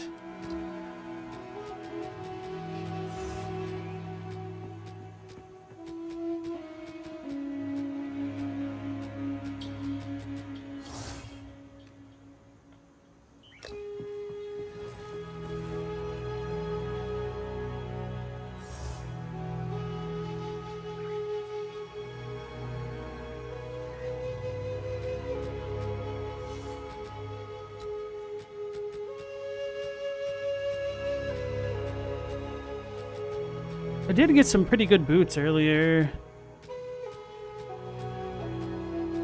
but since I already went out of my way to buy good boots, I don't really need to use that on this character. Alright, nothing too fantastic. Don't get eaten.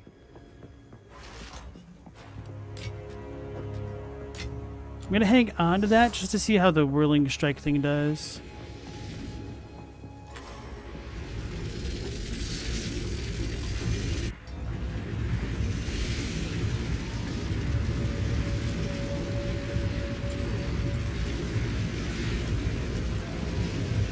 Where's that hand thing? Oh, interact.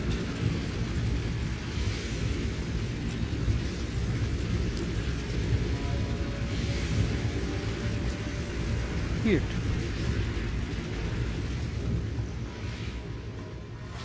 I need to go back to the portal.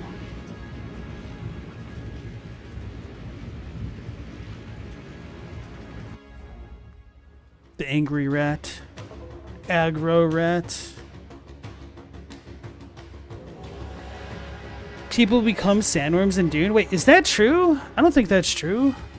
Maybe that's like in the second or third book.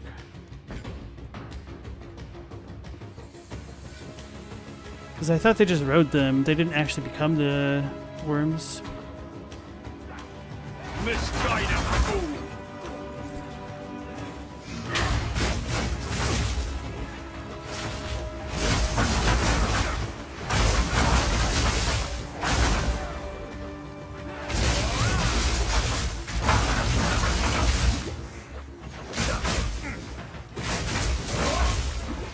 That ability might be cool, but I'm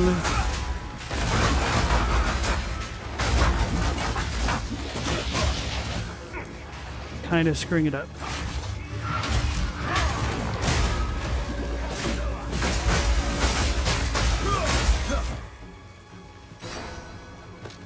kind of forgot how to play there for a minute.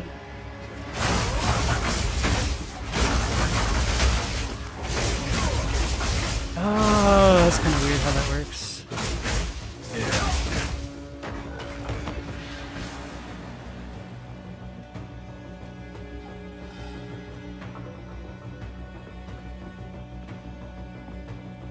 Sure, like my current set of skill gems for it isn't optimal, but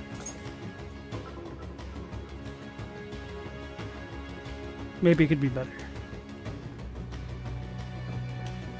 It's later on in like book 3 or more. I had no idea. It was before Frank Herbert died. That was kind of what I was wondering, really. All right, so now we get into another super cool area. Unfortunately, I don't know how to zoom in the camera for some of the cool things here, but let's go into the Black Chambers.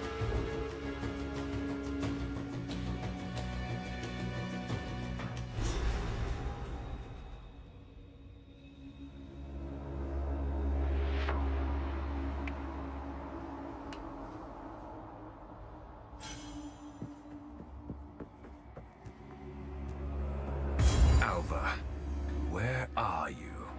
Doriani toiled in her name and his own in the Black Chambers.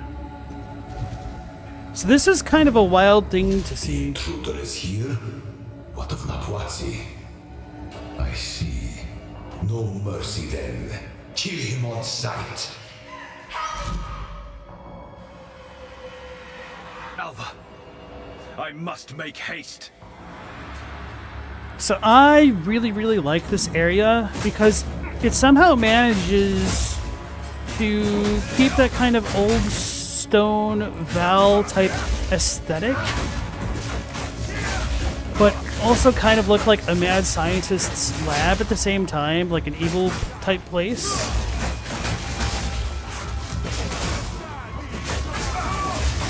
So it's like a really weird Stone Age futurism. Maybe Stone Age is way too early, but I don't know how else to describe it. Like retro futurism, but like retro is too recent.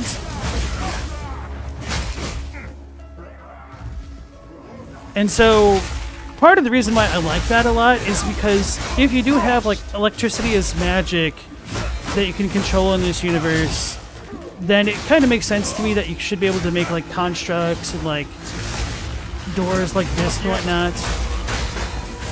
And you don't always get stuff like that in settings like this. But it just kind of works in a way. It does feel very different from everything else, which might make it feel a little bit out of place. I can understand that. However, once you like understand the lore of Doriani, it kind of makes a lot of sense because he's supposed to be like the brightest mind that the Val civilization, which is the greatest civilization ever on like the continent, produced. And Doriani's items in Path of Exile 1 tend to be related to lightning or electricity. So there's kind of some diegetic stuff going along with this. How is this possible? Fool! There is no time for this. Aziri will soon commune with the beast. Cease your assault. Stella's like, Dune's one of those things you'd probably like and will probably never read.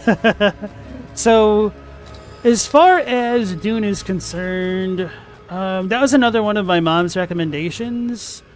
And I put it off for a really long time, and then I like read that a couple years back, probably a little bit more than a couple at this point, but I remember what it was. I tried reading it a long time ago, but I couldn't get into it, and then I went back and revisited it and didn't enjoy it for as far as like the prose is concerned.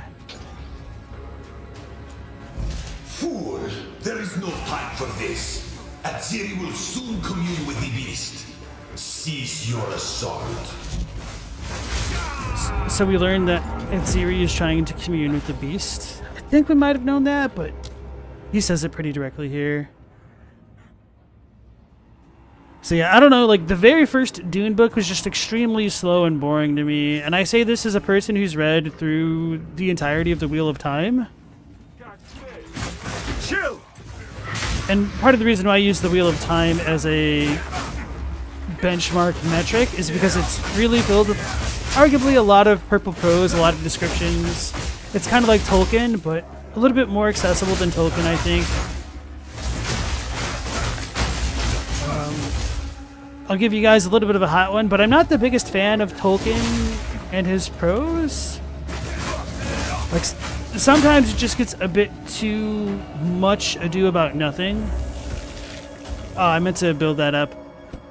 So this is one of my favorite things about this. So you'll have cadavers on the wall, and to inspect them, to like loot them, they get bisected by this laser thing, and it's just so damn brutal. I love it. You gave up Fellowship 100 pages in. There was one section of the Fellowship of the Ring that I just could not physically read and retain the information in this like page and a half of text. It's like either right before or right after Frodo gets accosted by the Nazgul for the first time. But there's just something there that's god-awful to me. Meet the dreamer. My bell's on fire? Oh, here we go, the cadaver. Frost.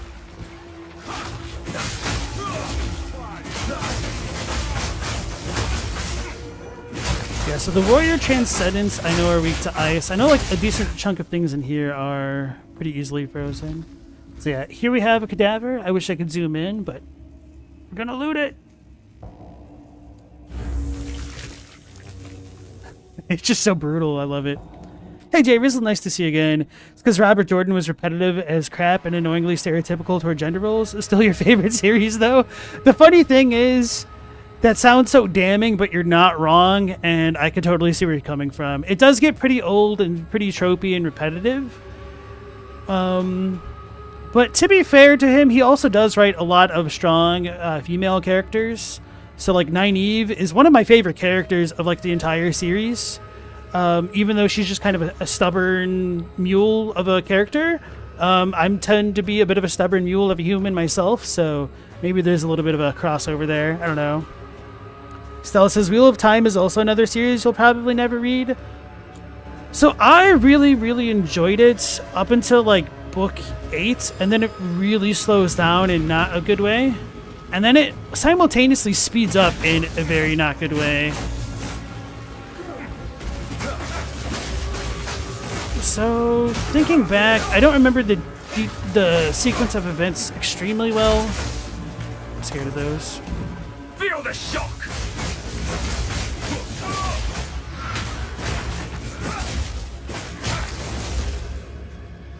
But,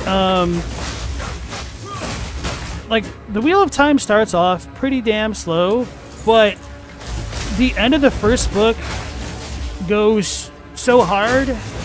And then I think my favorite book in the series has to be The Great Hunt, the second book in the series, which is kind of hard to, like, look back and think why. But there's just something about that book in particular that I cannot put down. Like, each time I've read it, which has been maybe 2, maybe 3 times, definitely 2, I've read it entirely within a week. And it's essentially a 1,000-page book.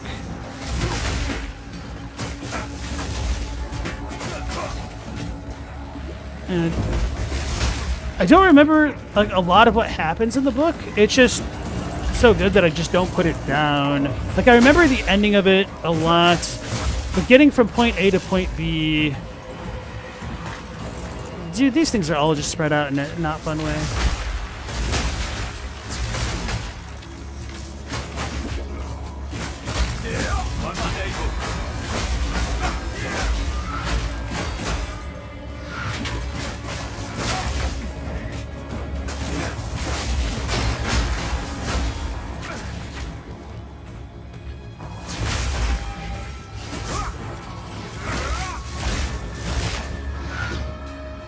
As a rough.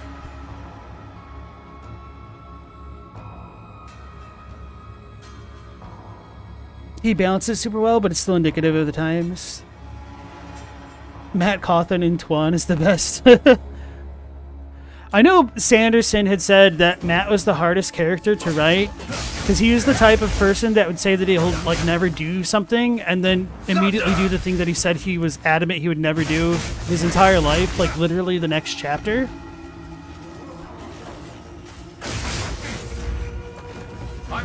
He's just a little scamp, you know? But to be fair, I do think they did Matt really dirty in like the first 2 books. He was just kind of a non-character, but then like when he essentially wakes up and it's like, oh yeah, I'm a character in the series, he just gets so good.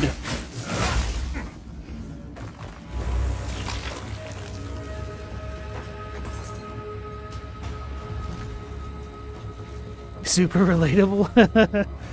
With that one said, in your opinion, the Wheel of Time doesn't actually get interesting until book 3. You only kept up with it till then because you're out of other stuff to read at the library. Interesting.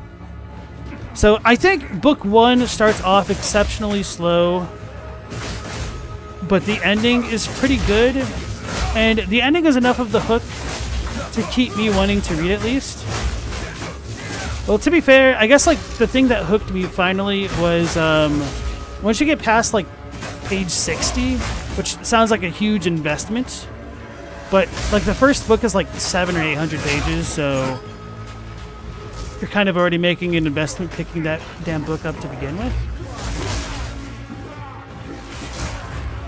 Oh my goodness.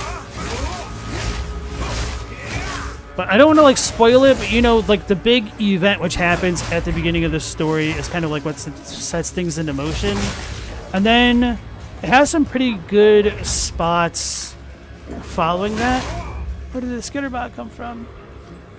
I need a soul gem. I thought I could pick something up. That must have just been an enemy health bar thing.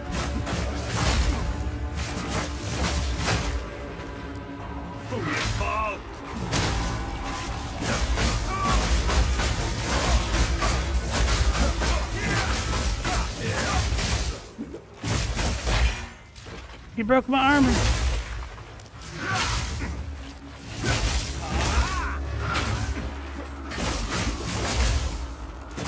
The mighty fall. Oh. I thought that desert rune was a divine orb for a second. I was like, oh my god. But no.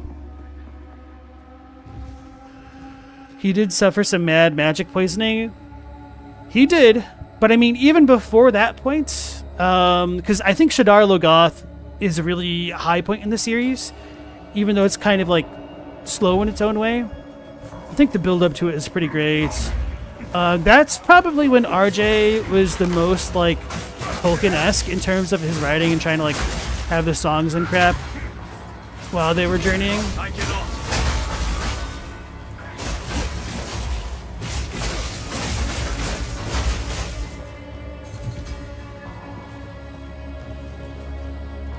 But anyway, with all that said about the Wheel of Time, I love it to an extent, but I also kind of hate how it ended.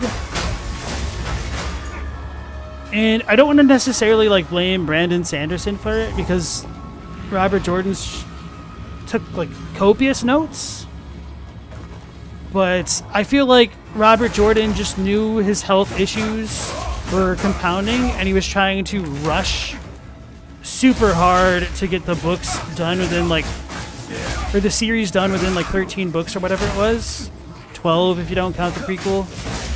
And it kind of suffered for that arbitrary limit and also the author's health.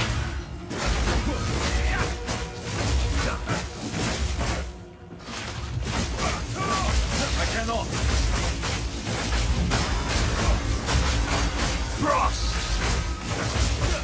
I was like, damn, this dude's tanky. He had an elemental resistance aura. Okay. You blame RJ for dying? Yeah. How dare RJ die and, like, not finish his books as well as he could? That jerk. And hey, Adlai, how's it going? Is Sword Art Online fun? Do you just mean, like, the anime, or is there another game for it out?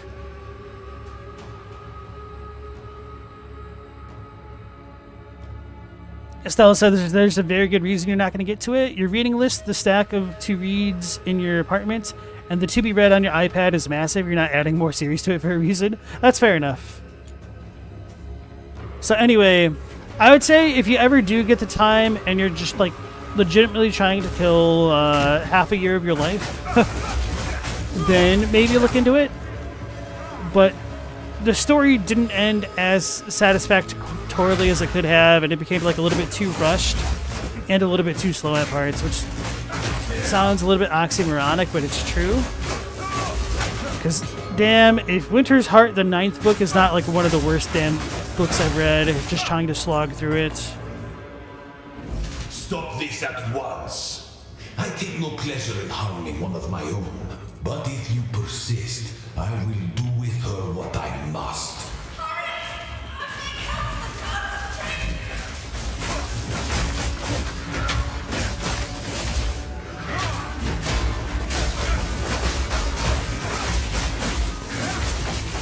It has a magma barrier. Okay, I understand. Back to the soil.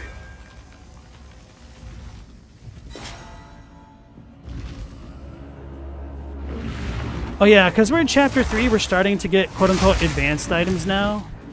Which, there's nothing like super significantly different, there's just like a higher tier of a normal item essentially. They tend to sell for slightly more at the shop, but you don't get like more tools for disenchanting them or anything like that, which is kind of a little bit of a bummer, but oh well. Okay, so you're asking about the Sword Art Online game because of that Horns playset?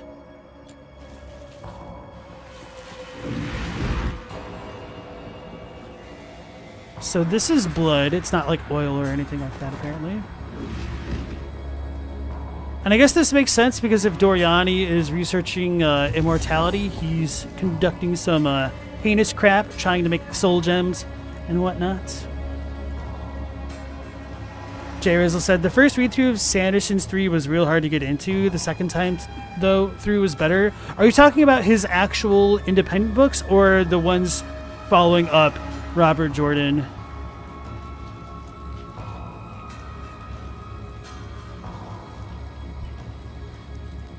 That one says, Sword Art Online, the game isn't bad, but you played it co-op and you don't really remember the story. Alright. Let's listen to some lore and get ready for a battle. So, at the eve of the end, the demon of Anzoatl has finally come for me. You will suffer, So, Architect of Death. Doriani just put on some like Nintendo Power Gloves. Stop hitting I the bell. bear the burden for our future. Oh no, I don't know what that does. Apparently I do. Power of the Val. I cannot. Freezing strike. Can I even hit him?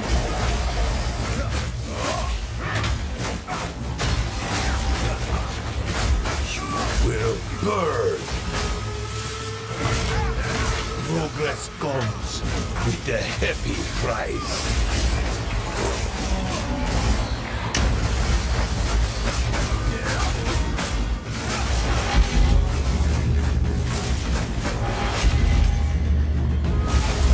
Oh!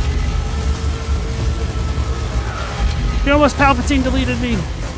Oh my god, that was so ridiculously close. Now.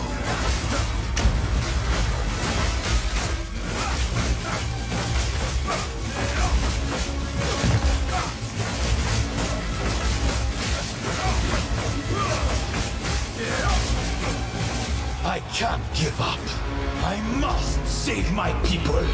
You know why we're here! It happened! It cannot be stopped! No, I will succeed.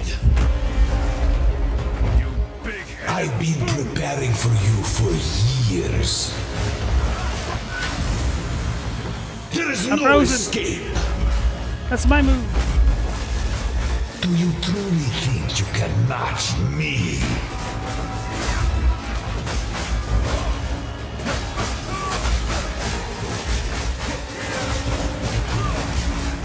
Burn to ash, demon of Atzoatl. I cannot. Full power. Uh-oh. Uh-oh.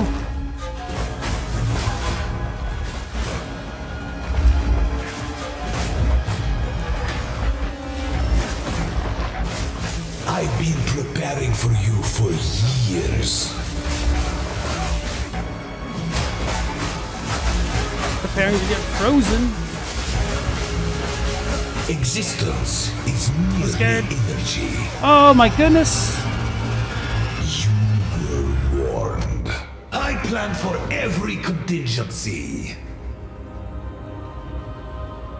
Him with his damn Krang hovercraft. You got me. I wasn't prepared for that laser attack.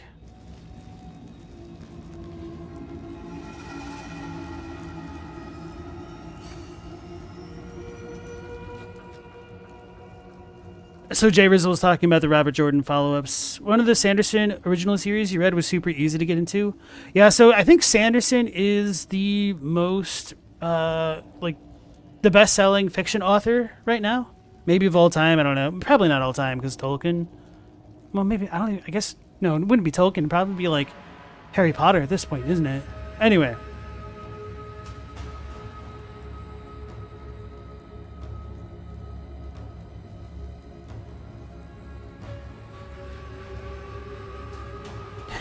Adlai got summoned into an invader just behind them, so he attacked and killed him. He was probably AFK. You were summoned 4 times as a blue today, and that never happens.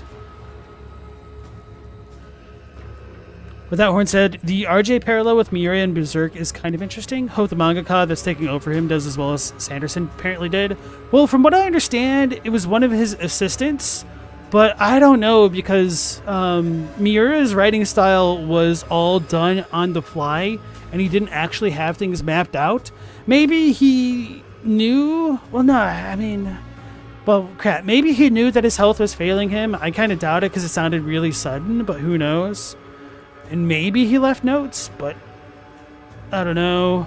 Maybe I'll read it in 20 years when we have like 5 more chapters to go through. Do I like Harry Potter? Yes and no. So I liked the books up until Goblet of Fire, and then I kind of fell off pretty bad with The Order of the Phoenix and beyond. You hear someone's making a series of the books. So are you talking about the HBO series? Because the thing that I've heard about that is that they're not even going to follow the books. The people who are making it, they're producing it, didn't even read the damn books, which is extremely frustrating. Has finally come for me.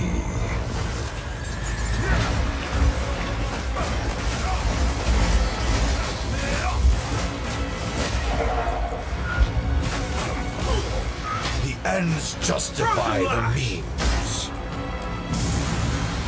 This ends now.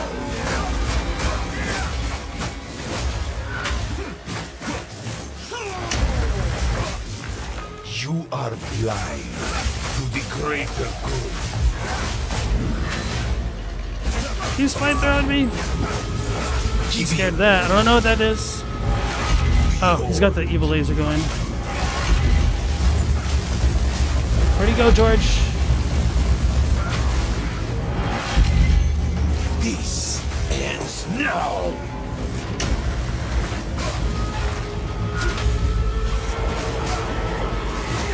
I'm scared.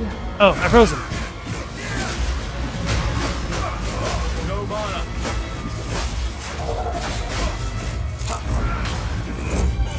Progress comes with a heavy price. I cannot.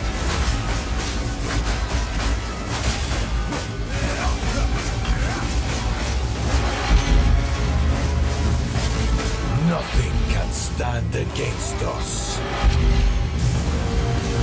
This ends now. I'm scared.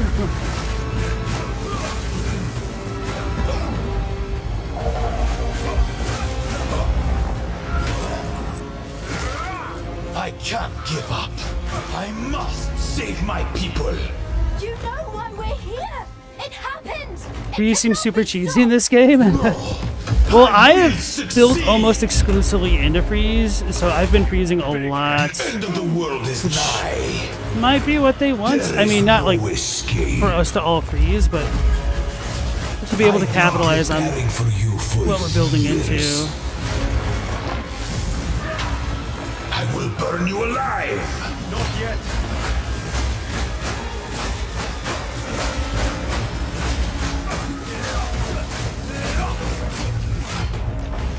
Full power.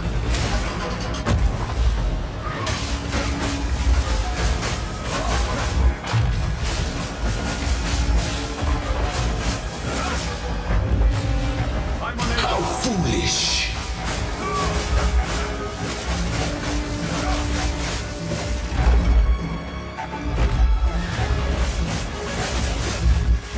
Burn to ash, demon of Atzoatl. Not yet.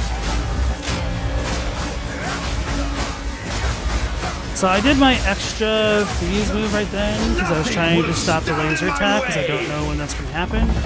Oh no! You leave me no choice. What the hell is that? This is Oh, this not type thing. over yet. You think you can stand in my way? How foolish. I cannot allow you to interfere. I don't know how to deal with that laser thing that's coming out of him.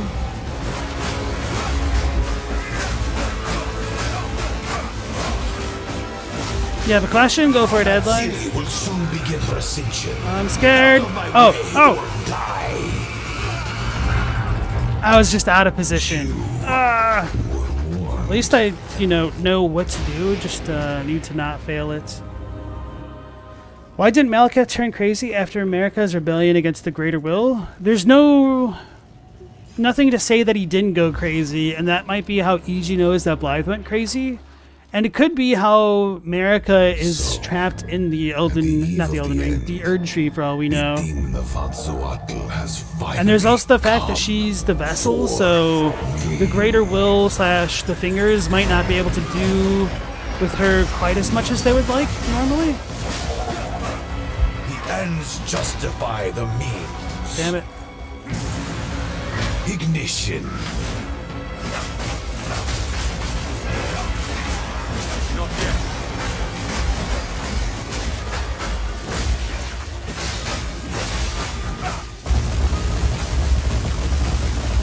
Not the Palpatine hands.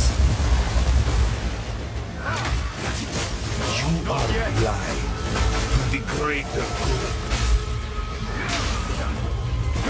Uh-oh. Oh, he got frozen. Thrust crush. That hurt. The best laid plans. I don't know what this is. Oh, these are like mines? Okay, let's just activate them then.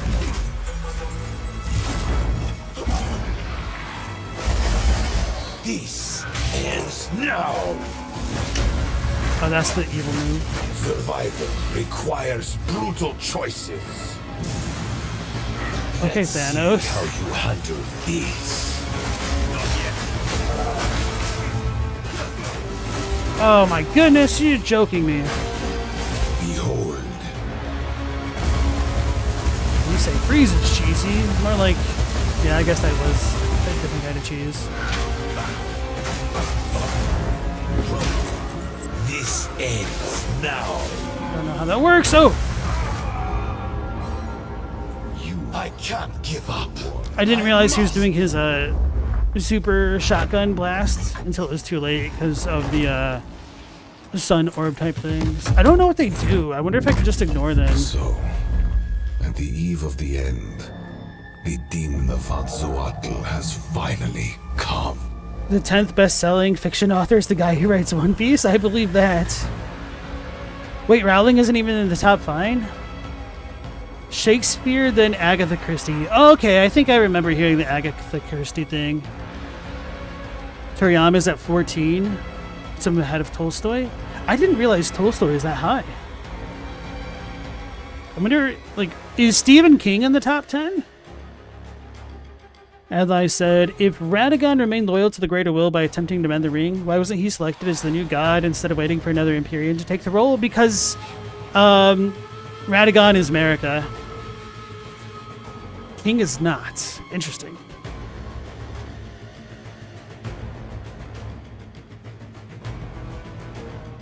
Don Quixote is number 1? Then A Tale of Two Cities. I'm surprised about Don Quixote because, like, it seems like the translations that I saw were just not very great. So maybe it has, like, more global appeal or something.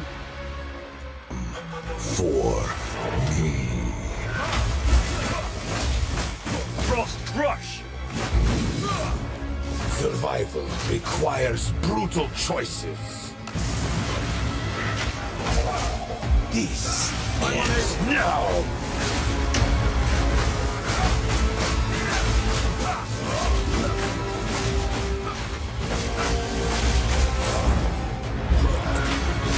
Stay with it. Is the only path to survival. Okay, so they're draining my health. That's not too bad.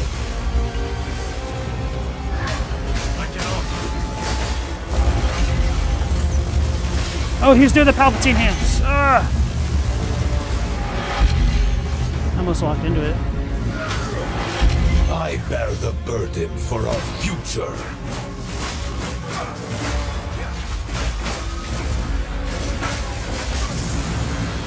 Oh, so his animation was just delayed, but he was still doing that attack apparently. I must save my people. Oh, this seemed like it was a little bit early, but okay. It cannot be stopped. This boss is cracking you up. I will succeed. He's cracking me up. I cannot allow you to interfere. There is no escape. The destruction at Atsuater will be repaid 1,000-fold.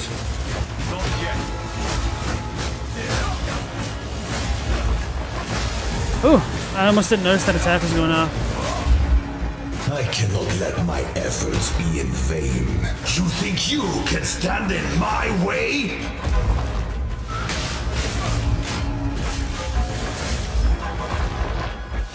Existence is merely energy. I'm scared that his attack's going to continue once he's unfrozen. Oh no! Okay. Brother! How foolish.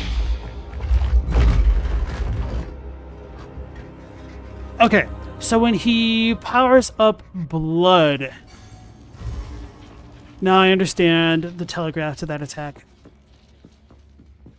That hurt. So, at the eve of the end, the demon of Atsuatl has finally All his quotes are come pulled from the classics for that bad dudes say. Simple. Frost! The ends justify the means. What? Okay.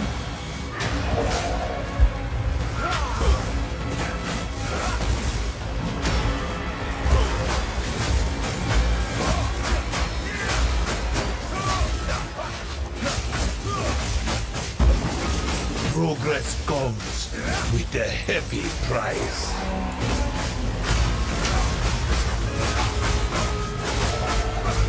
Nothing can stand against us. Oh, that's scary. Unleashed.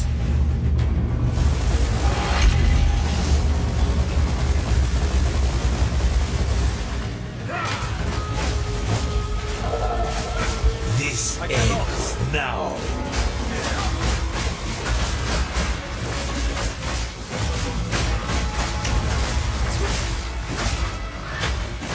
I can't give up. I must save my people. Ooh, baby. We're here. It happened. It cannot be stopped. Don Quixote has the same advantage Shakespeare does, hundreds of years old. Yeah, but I knew it was a well-regarded book. I just did not realize it was more well-regarded than, like, everything Shakespeare did and whatnot. Jay Rizzle's wondering if Mikola and Melania aren't closer to a one-to-one of America and Radagon. If that's the true continuation of the spirits, with their older selves remaining as shells. I've wondered similar things. I just don't think a lot of it really works out, unfortunately. It's kind of hard to explain while I'm distracted by a freaking laser crab.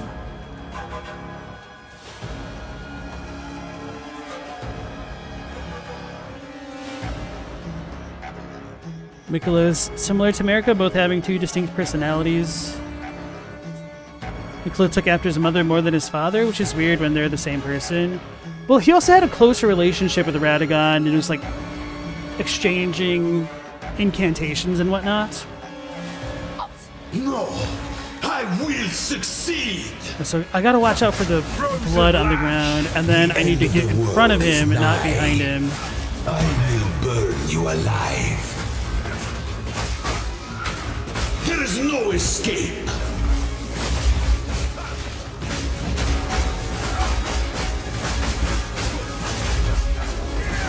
The destruction of Atzoatl will be repaid 1,000-fold.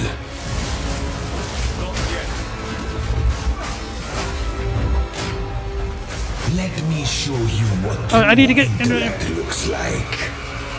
I'm gonna die. I was spamming up. You were warned. I don't know what kind of damage that does, otherwise I might like switch around my resistances. So I've definitely died to him more on my monk. So, I one-shot him on the mercenary, which is why I didn't know what that laser butt did. Has finally come for me.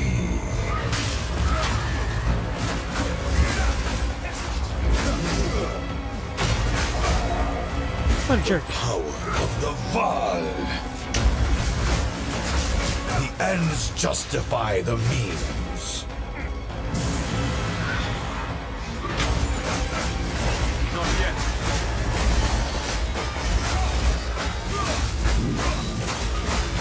You are blind to the greater good.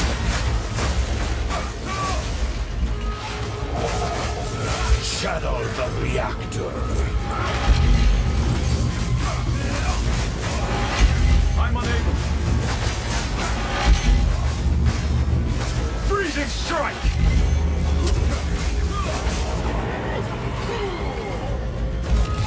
Are we in phase 2 yet? No. I can't give up. I must save my I mean, I pretty much people. was. I just kind of stopped. Oh, damn it. I was too slow. I should have buffed up right then. It cannot be stopped! No, I will succeed. You big I will burn you alive. I'm unable. How foolish.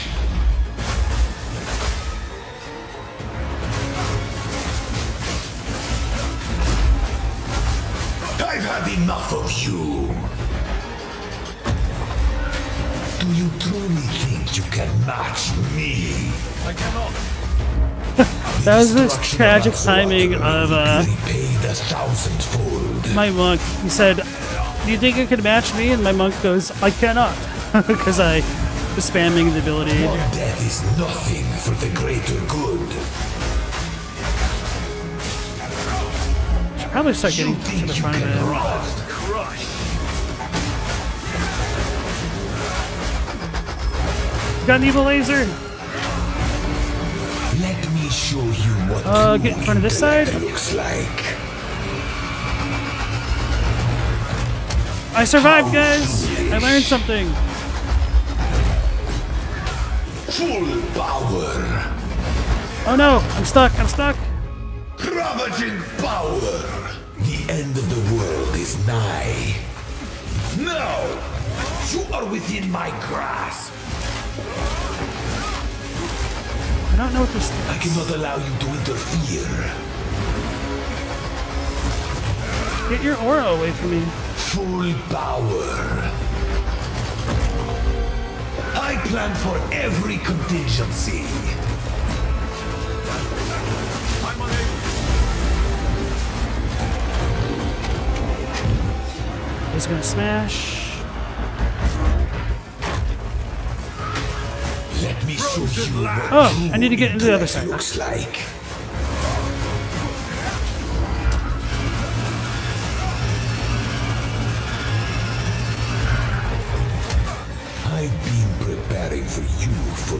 years.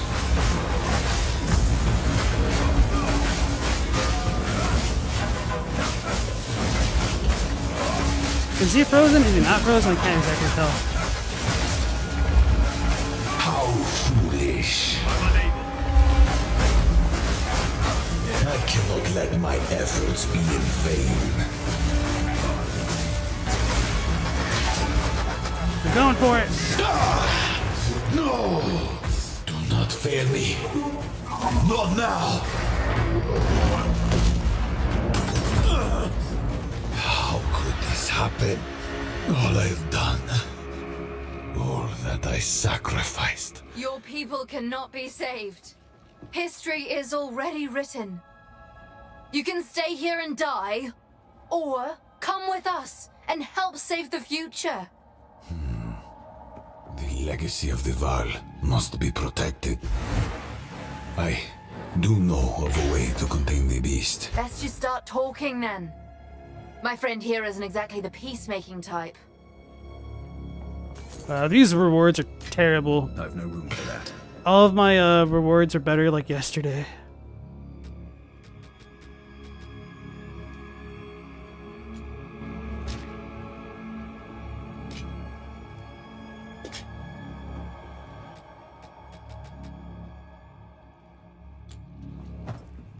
I carry few.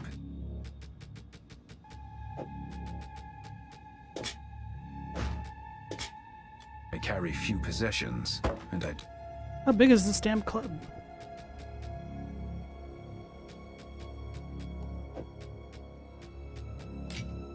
don't have room for that. If only I had more time. Thanks for There the is an GG. ancient weapon. A weapon that was used against corruption from a civilization lost to the ages. I have one piece of it. 3 others were scattered.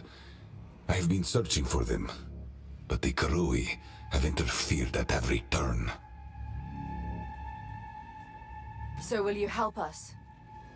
I suppose I must. It is too late for us here. This era is over. I pleaded with Aziri for her patience, but she would not abide me. She will attempt her communion with the beast, and utter devastation will ravage our people. But the fact that you are here, a living descendant of our people, it gives me some hope for our future. I will come to your era. Perhaps there is still time. It's settled then. Let's hurry back to the time portal.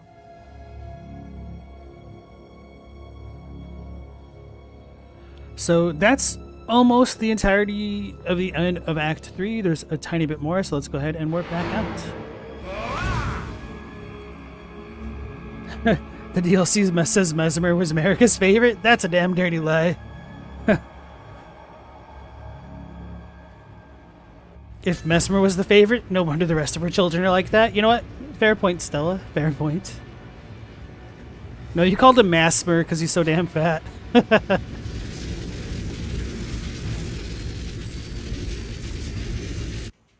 Wait a second. We're in the riverbank. Yeah, so that is actually the end of Act 3. There's a little bit more, like once you clear through Cruel difficulty,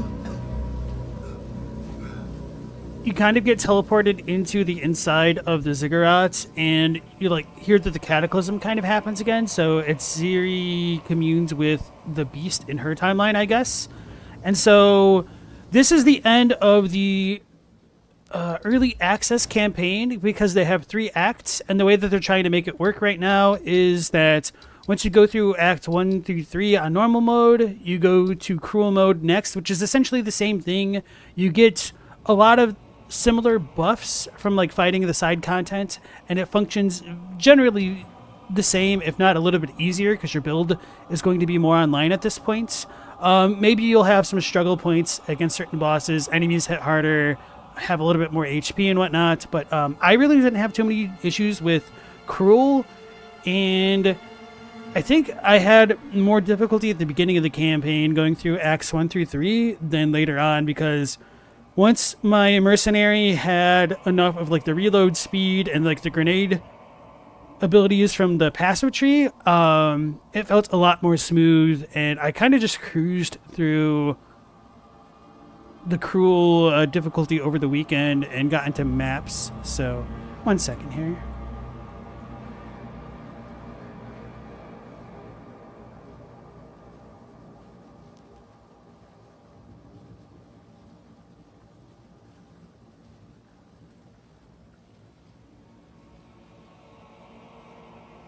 All right. The Center Tarnished has an interesting theory based on America having a solipsistic breakdown. Then the demigods are forced externalization of her psyche. I've wondered about things like that as well, but there's a lot of reasons why the demigods being part of America or like parts of the Elden Ring doesn't work as well as it should, because I think that's a surprisingly cogent read on things that just doesn't work for other reasons, which tend to escape me at the moment because I'm struggling to think of lore as I'm streaming right now. So let's go ahead and go back to the encampment and talk to the NPCs to get a little bit of their lore here. So with Doriani being the stereotypical evil guy, it's kind of bittersweet that he becomes our ally, actually, at the end of everything here. Okay, we have an exiled psyker. Okay. Hey guys, look, it's Doriani. Utsal, Hey, boss, my people, don't play on that. they're all long dead. It's one thing to hear it, but another to see it. This city is nothing but a grave. I can't change their fate, but the Val are not entirely gone. Alva and her Val ancestry is proof of that. I will do what I must to protect what remains, and perhaps one day we can rebuild. For that to happen, we need the weapon. We must travel to the archipelago the Karui call Namakanui. If the pieces still exist, that is where they will be found. I gathered the greatest minds of our era in one place. We embarked on journeys of discovery that mankind could never before conceive. No ethical bounds, no moral limits. We sought immortality, both in flesh and in machinery. We sought understanding of corruption. Hey, boss, don't We play even on sought to that. master time itself. In the end, it was all for naught. The Beast showed the story of the Beast was my life's work, and the work of many of our scientists before me. Despite its danger, I still consider it a thing of beauty, a work of genius. It is capable of changing something fundamental about the nature of our existence. The Beast showed us it can be done. Our experiments with life, with death, with machinery, and augmentation, they were all inspired by it.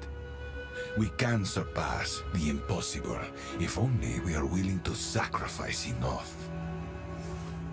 So funnily enough, we don't really learn a ton about the origin of the beast in Path of Exile 1, although we do deal with it. That's like one of the events which happens 20 years before the time of, I almost said Dark Souls 2, before Path of Exile 2. So, right. Because the end of the early access has us at the end of Act 3, they did the little bit of a time gate warp loop to kind of justify A strange alliance, but I am willing to listen. the kind of a story loop that we have right now.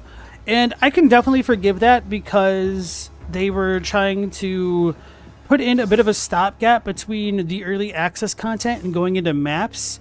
And they were saying that it feels really bad to kind of grind through the campaign or like other parts of the game that were not the maps, the actual endgame stuff. So they just settled on doing this part of the campaign twice. When the game fully launches, we should have, I think they said 6 acts, or maybe they said 10. I don't remember exactly. But there will definitely be more acts, and you're not going to have this time loop or like the cruel difficulty, maybe. I guess it'll be curious to see how that all works out in the end. He looks good for someone that we just killed. Well, the thing is, we didn't really kill him, we just broke his machines. He's one of the very, very, very few that we don't actually murk on sight.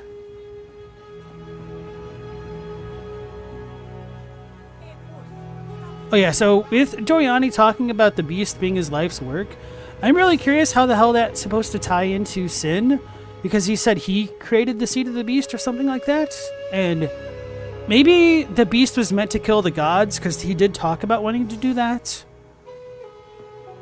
So maybe, I don't know, we'll probably find out more later. I mean, not like on the stream, but as they give us more info in Path of Exile 2, the full release.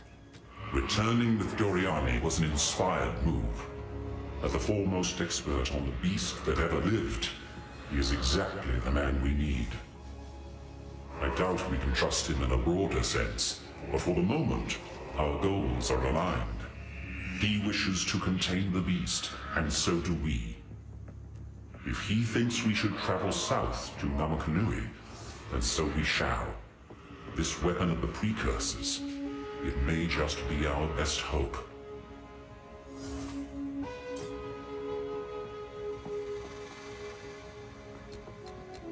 Returning with... I guess we captured him. It seems in the way that Doriani presents it, it sounds like he's willing to work with us. Like he's doing us a favor. Do whatever it takes. You bring someone we only talk about in our darkest tale. That man is not just a myth. Him a monster from the shadows of the past. His arrogance helped crack the world. And now you bring him here to us and expect him to help you? You would doom us all.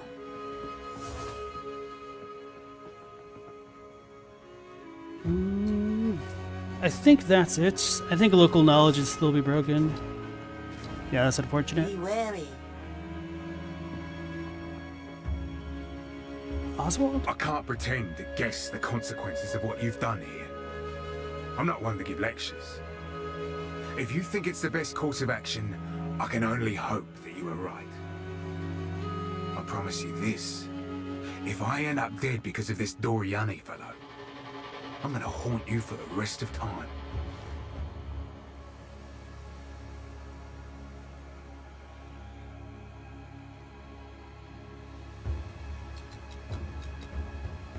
She sounded, well, filthy.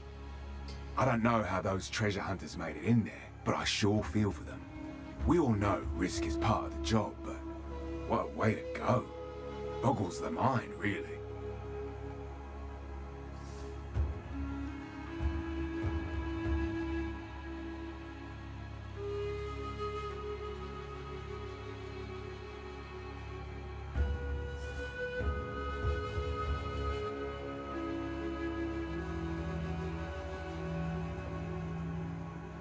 Right. Sorry about that. I was dealing with the dog. Stay wary. Okay, so that really does conclude the story up until you clear it all again in the cruel difficulty mode. So now we can just go ahead and go to cruel. Where's the waypoint? All the way over there. That's right. They got a Cockney voice actor though. Hypocrisy. So they probably do have more Maori voice actors because the Karui they're kind of like Islander type people. I wonder if I have to go through the gate again.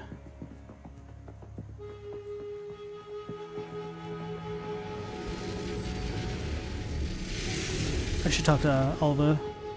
Hello there. Or not, Doriani. That man is a mystery. Though it appears he's on your side for now, you mustn't forget who he is and all he has done. There is something eerily cold and calculating about him. I believe he will aid you so long as your goals align with his. The moment they do not, I'm just saying, don't turn your back on him. And that sounds like quite a bit of foreshadowing, which I know nothing about. Bye.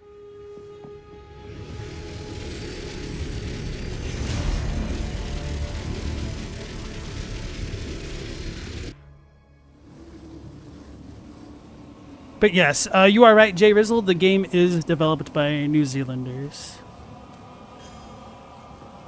So the Karui... First ones! You're alive! I'm glad to see another living soul. The miller went off to warn Clearfell about a strange sickness plaguing our men. I was fixing to go after him, till that bloody thing got to me first. Now, all those who drowned in the flooding, suddenly they ain't so dead no more. I would appreciate it if you could...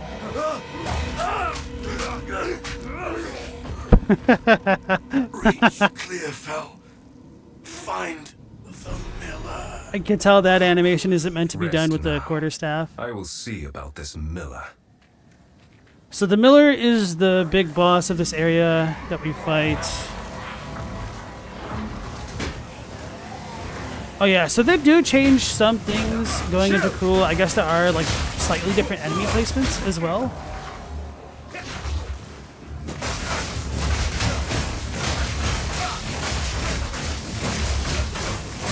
Oh, these river hags don't seem as resilient toward ice as the ones in Sunken Utzal.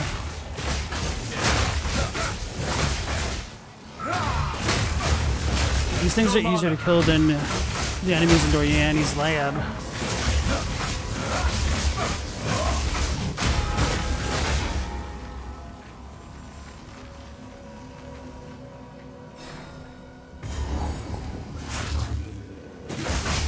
Anyway, the Miller is the big boss at the end of this area.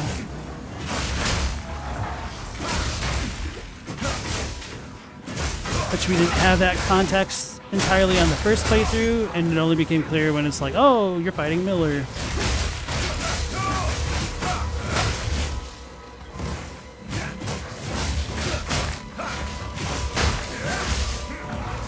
I'm probably just going to ignore a lot of the small enemies. Because the... Alright, here we go. What is that? That's the bloated Miller. Can't you read the text on the screen, bro?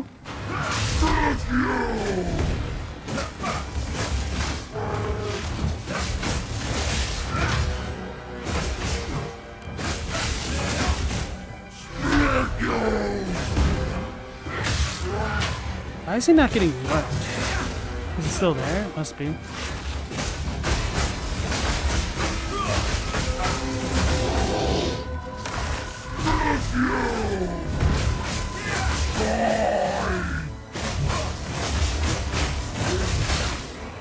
Death knell!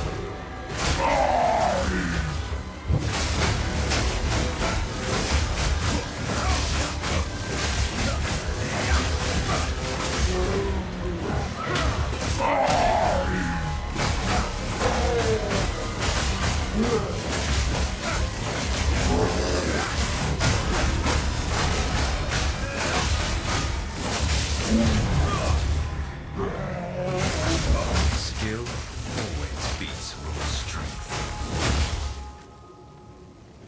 I must maintain a fine balance. I forgot to sell all the things I got. Dang it.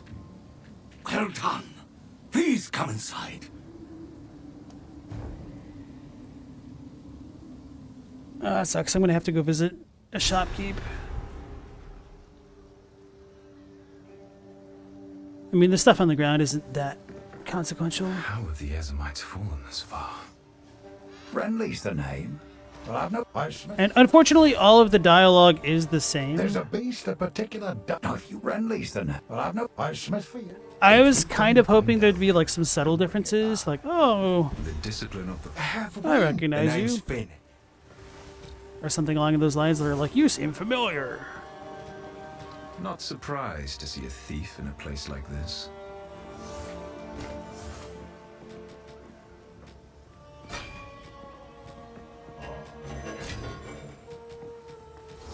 Hopefully that wasn't an amazing item. Anyway. Hello. Why then? Welcome to the Camp of the Lost. I am Una. I fear this. Wow, what? This is actually kind of good. Oh.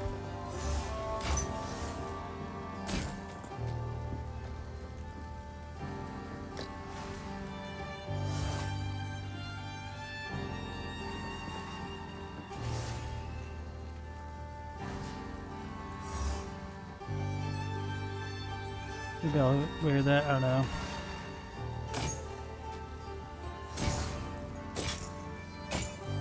Yes. It's beautiful. I accept. Stay safe, if you can. Life, mana, intelligence, fire res.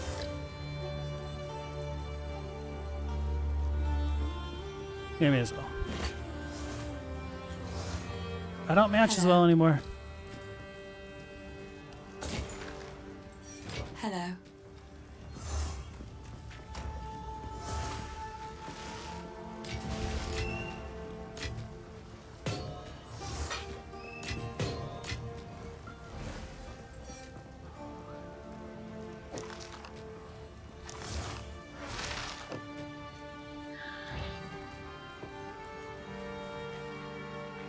So let's go get our items that were on the ground if I can. I don't think I can, actually. It doesn't let me out this way.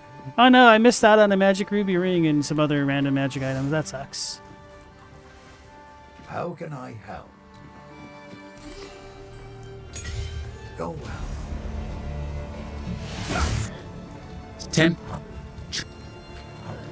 Stormwave is... Tempest Bell must be charged up by hitting enemies with your... Tempest Bell must be charged...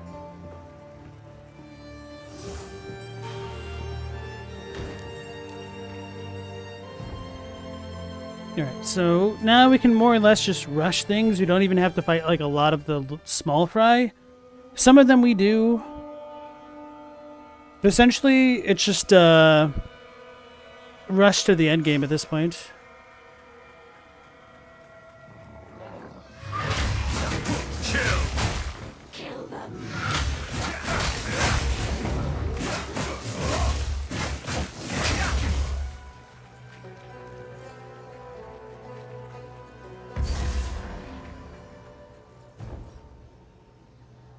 I don't know if our buffs persist between areas. Probably not. Yeah, no. A foul lair for a foul creature. So this is going to be one of the more difficult areas to just rush through, just because of the narrow passageways.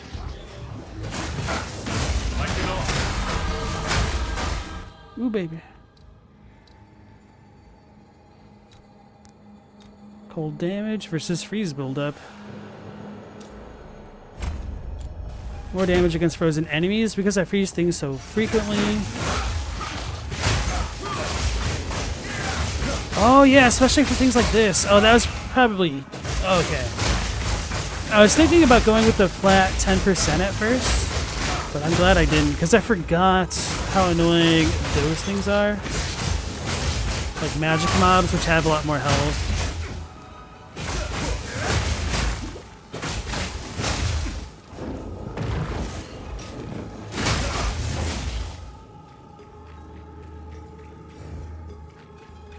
Gotta find the Devourer.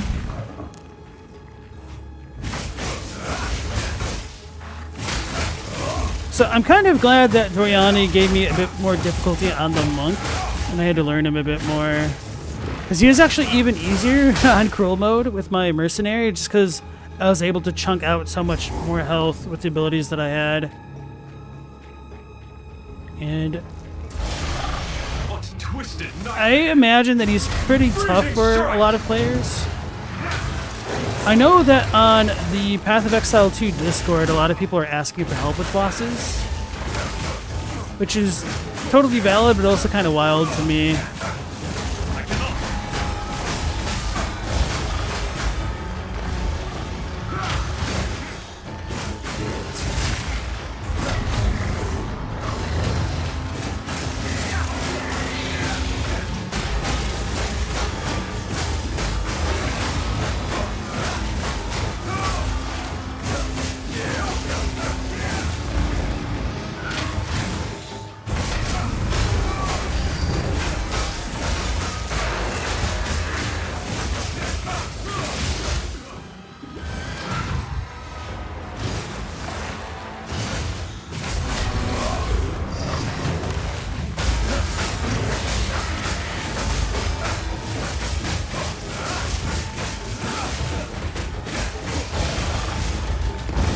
Oh, he almost got me.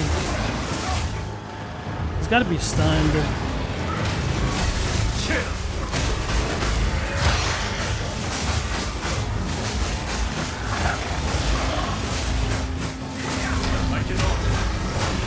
You're frozen.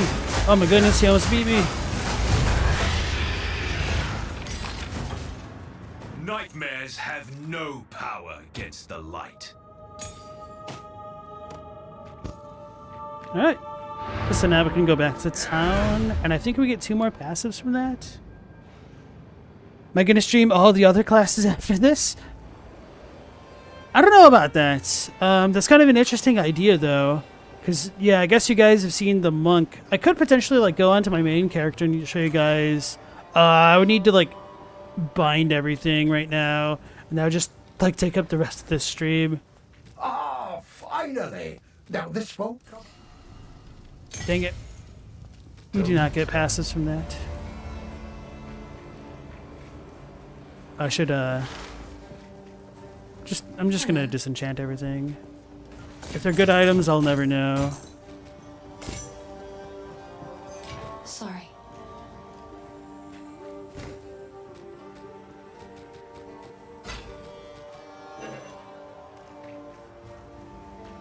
Yes? Not bad. Boy, then.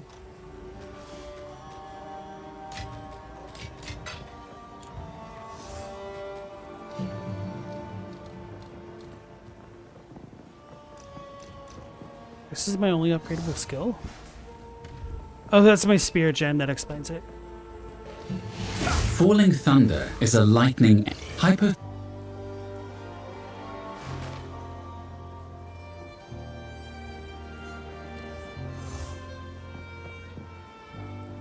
There's something wrong with the tooltip. It says that the curse duration and the curse effector is nothing. Alright, let's just go ahead and upgrade that.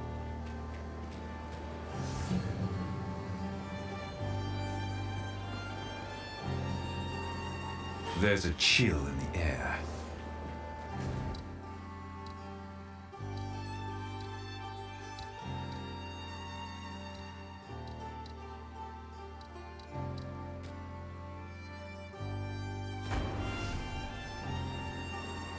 So as for the other classes, I have my mercenary, but I'm not sure if I would want to play like the witch or the sorceress. I'm kind of curious to see how the chronomancer works. But I was kind of waiting to see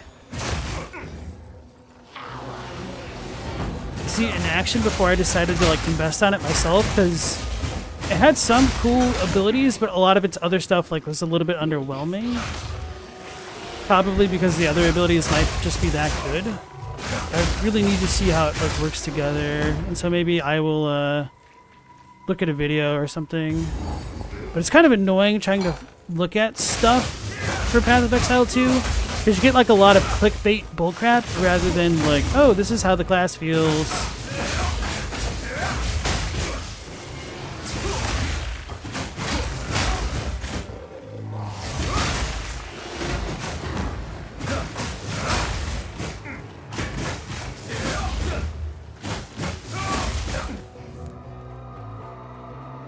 So I'm debating whether or not I want to go through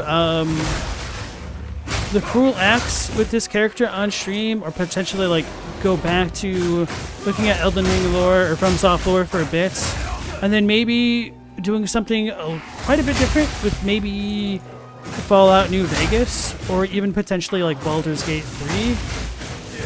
Now, with that being said, I'm not actually that interested in Baldur's Gate 3, but it seems like it could be a good RPG to get into.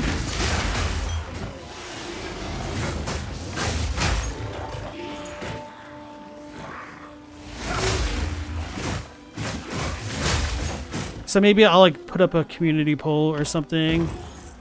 Or maybe I could do like some of the other Souls-likes that have come out, like the Crab Souls, or that one Trippy Souls that we were talking about like a couple weeks back.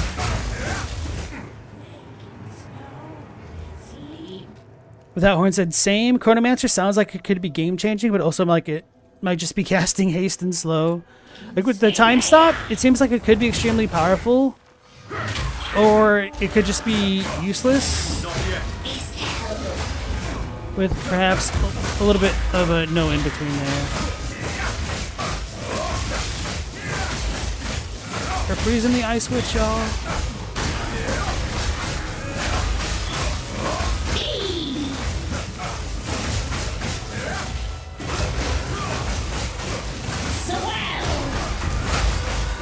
Hopefully she doesn't one-shot me with that.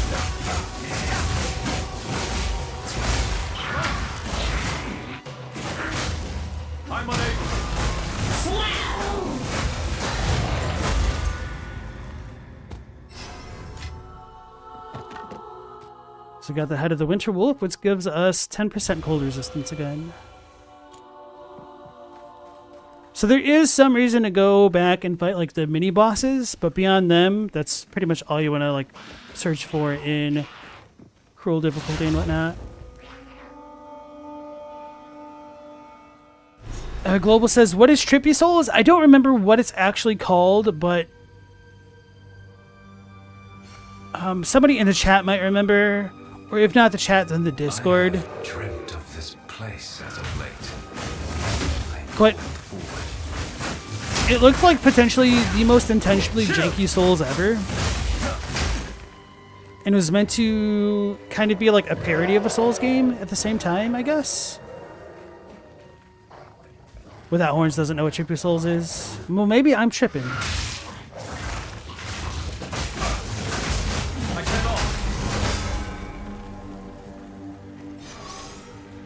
So the only thing about New Vegas is that you're either going to want to mod it or just embrace the jank. I would probably embrace the jank. I really don't like modding games. A remnant of the old magics.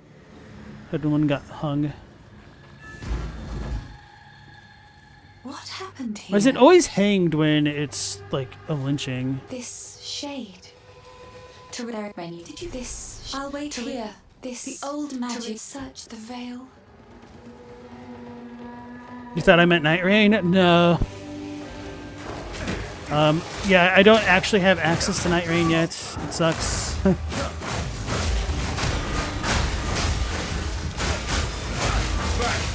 Oh my goodness, what the hell just almost deleted me.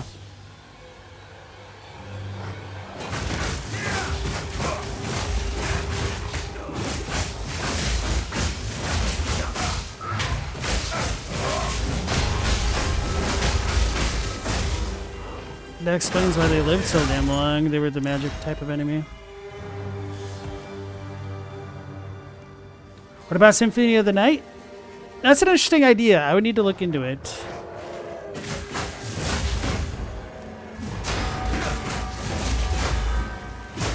I am a little bit Castlevania'd out right now. Or not Castlevania. Metroidvania'd out right now. I played like a lot of them right before Path of Exile 2 came out. With that being said, there also have been like a lot of trailers for really interesting looking Castlevanias. I carry few possessions. I think in some ways having finished off with Deedlit spoiled me a little bit. Because it got me more excited about what a Metroidvania could be than what they are right now.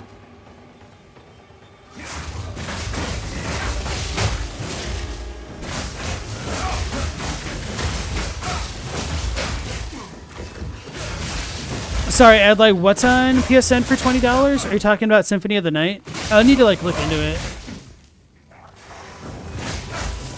Or do you mean New Vegas?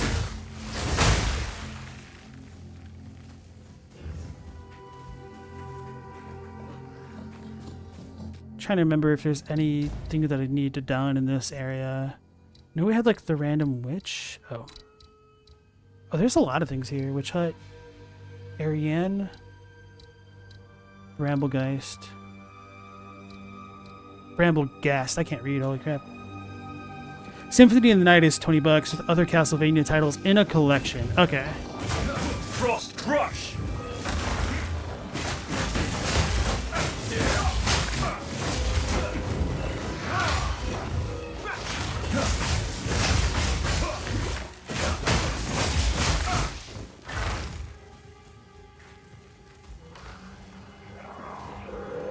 What am I doing?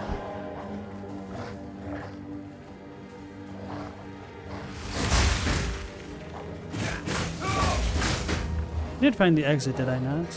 Yeah. So I'm going to go to the exit just to get to the next waypoint, so I don't have to spend the time backtracking. Stella's been playing Tunic. It's sort of Metroidvania, but it's more isometric. Oh yes, I'm familiar with Tunic. That game looked interesting. Generations of senseless conflict. And for what? And I can't really tell you why I didn't get into it. I think I was probably distracted by like Elden Ring stuff.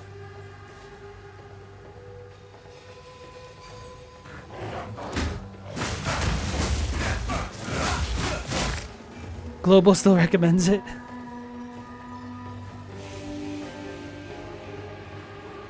I've heard that's one of those types of games where you need to go into it blind, apparently.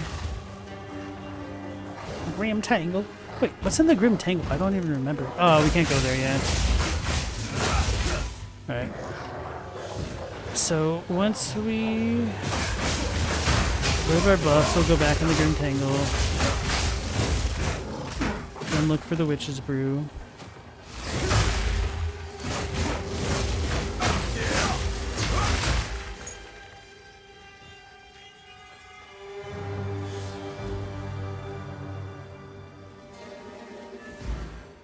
I need to find the pages of the game manual. It's neat. Like diegetically for Tunic? I won't be getting through. Most of it's in a made-up language. Okay. Without Horns prefers 3-neck. Keep eating the way you do and you'll get a 3-neck. I honestly have no idea how Without Horns eats.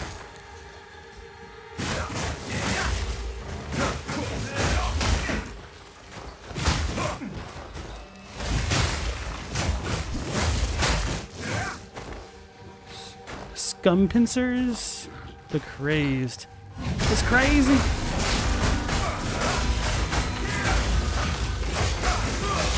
The mighty fall.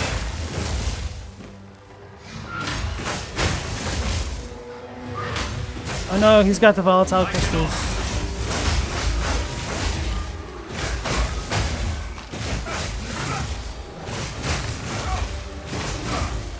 And that's not a sarcastic oh no, that's an actual oh no. Okay, we're good now. I carry few possessions.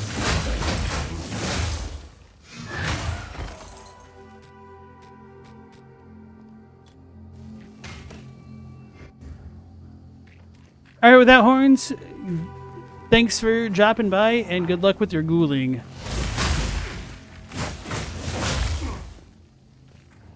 That's when you go eat some gabagool. That's what ghouling is, apparently.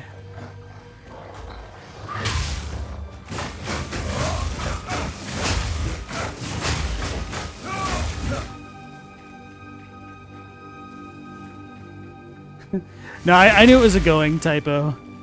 It was a great typo. One of the best I've ever seen.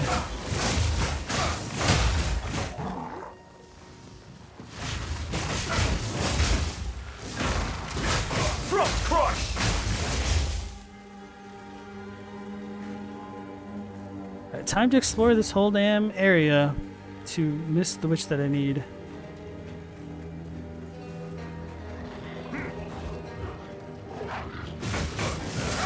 Global says it's better than gabagooning. Is that a fact? What can you tell us about that, Global?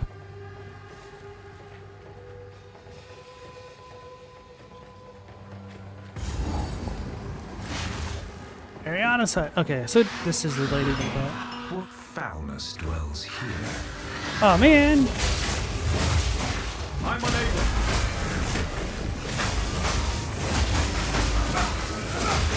I'm scared.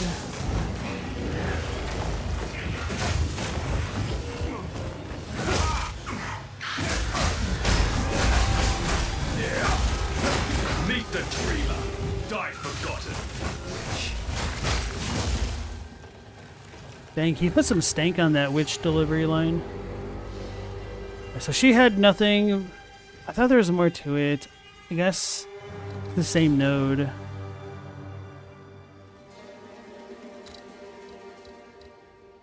I need to find the Bramblegast. Okay. Whoops. And I was Googling it. The forest moves. Frost.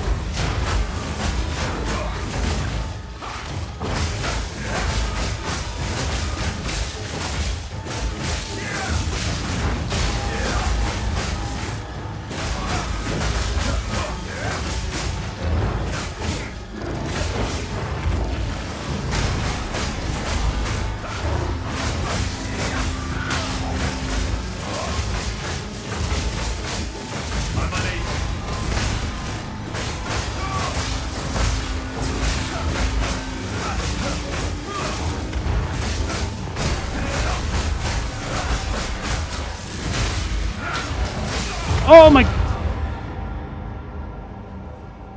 What killed me?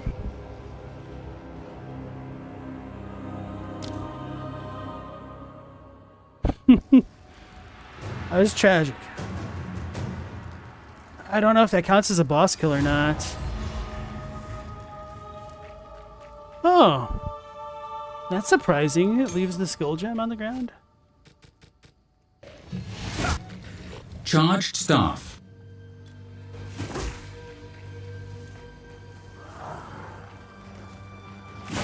Oh. Yeah, now we've cleared out this area. We can just teleport back out.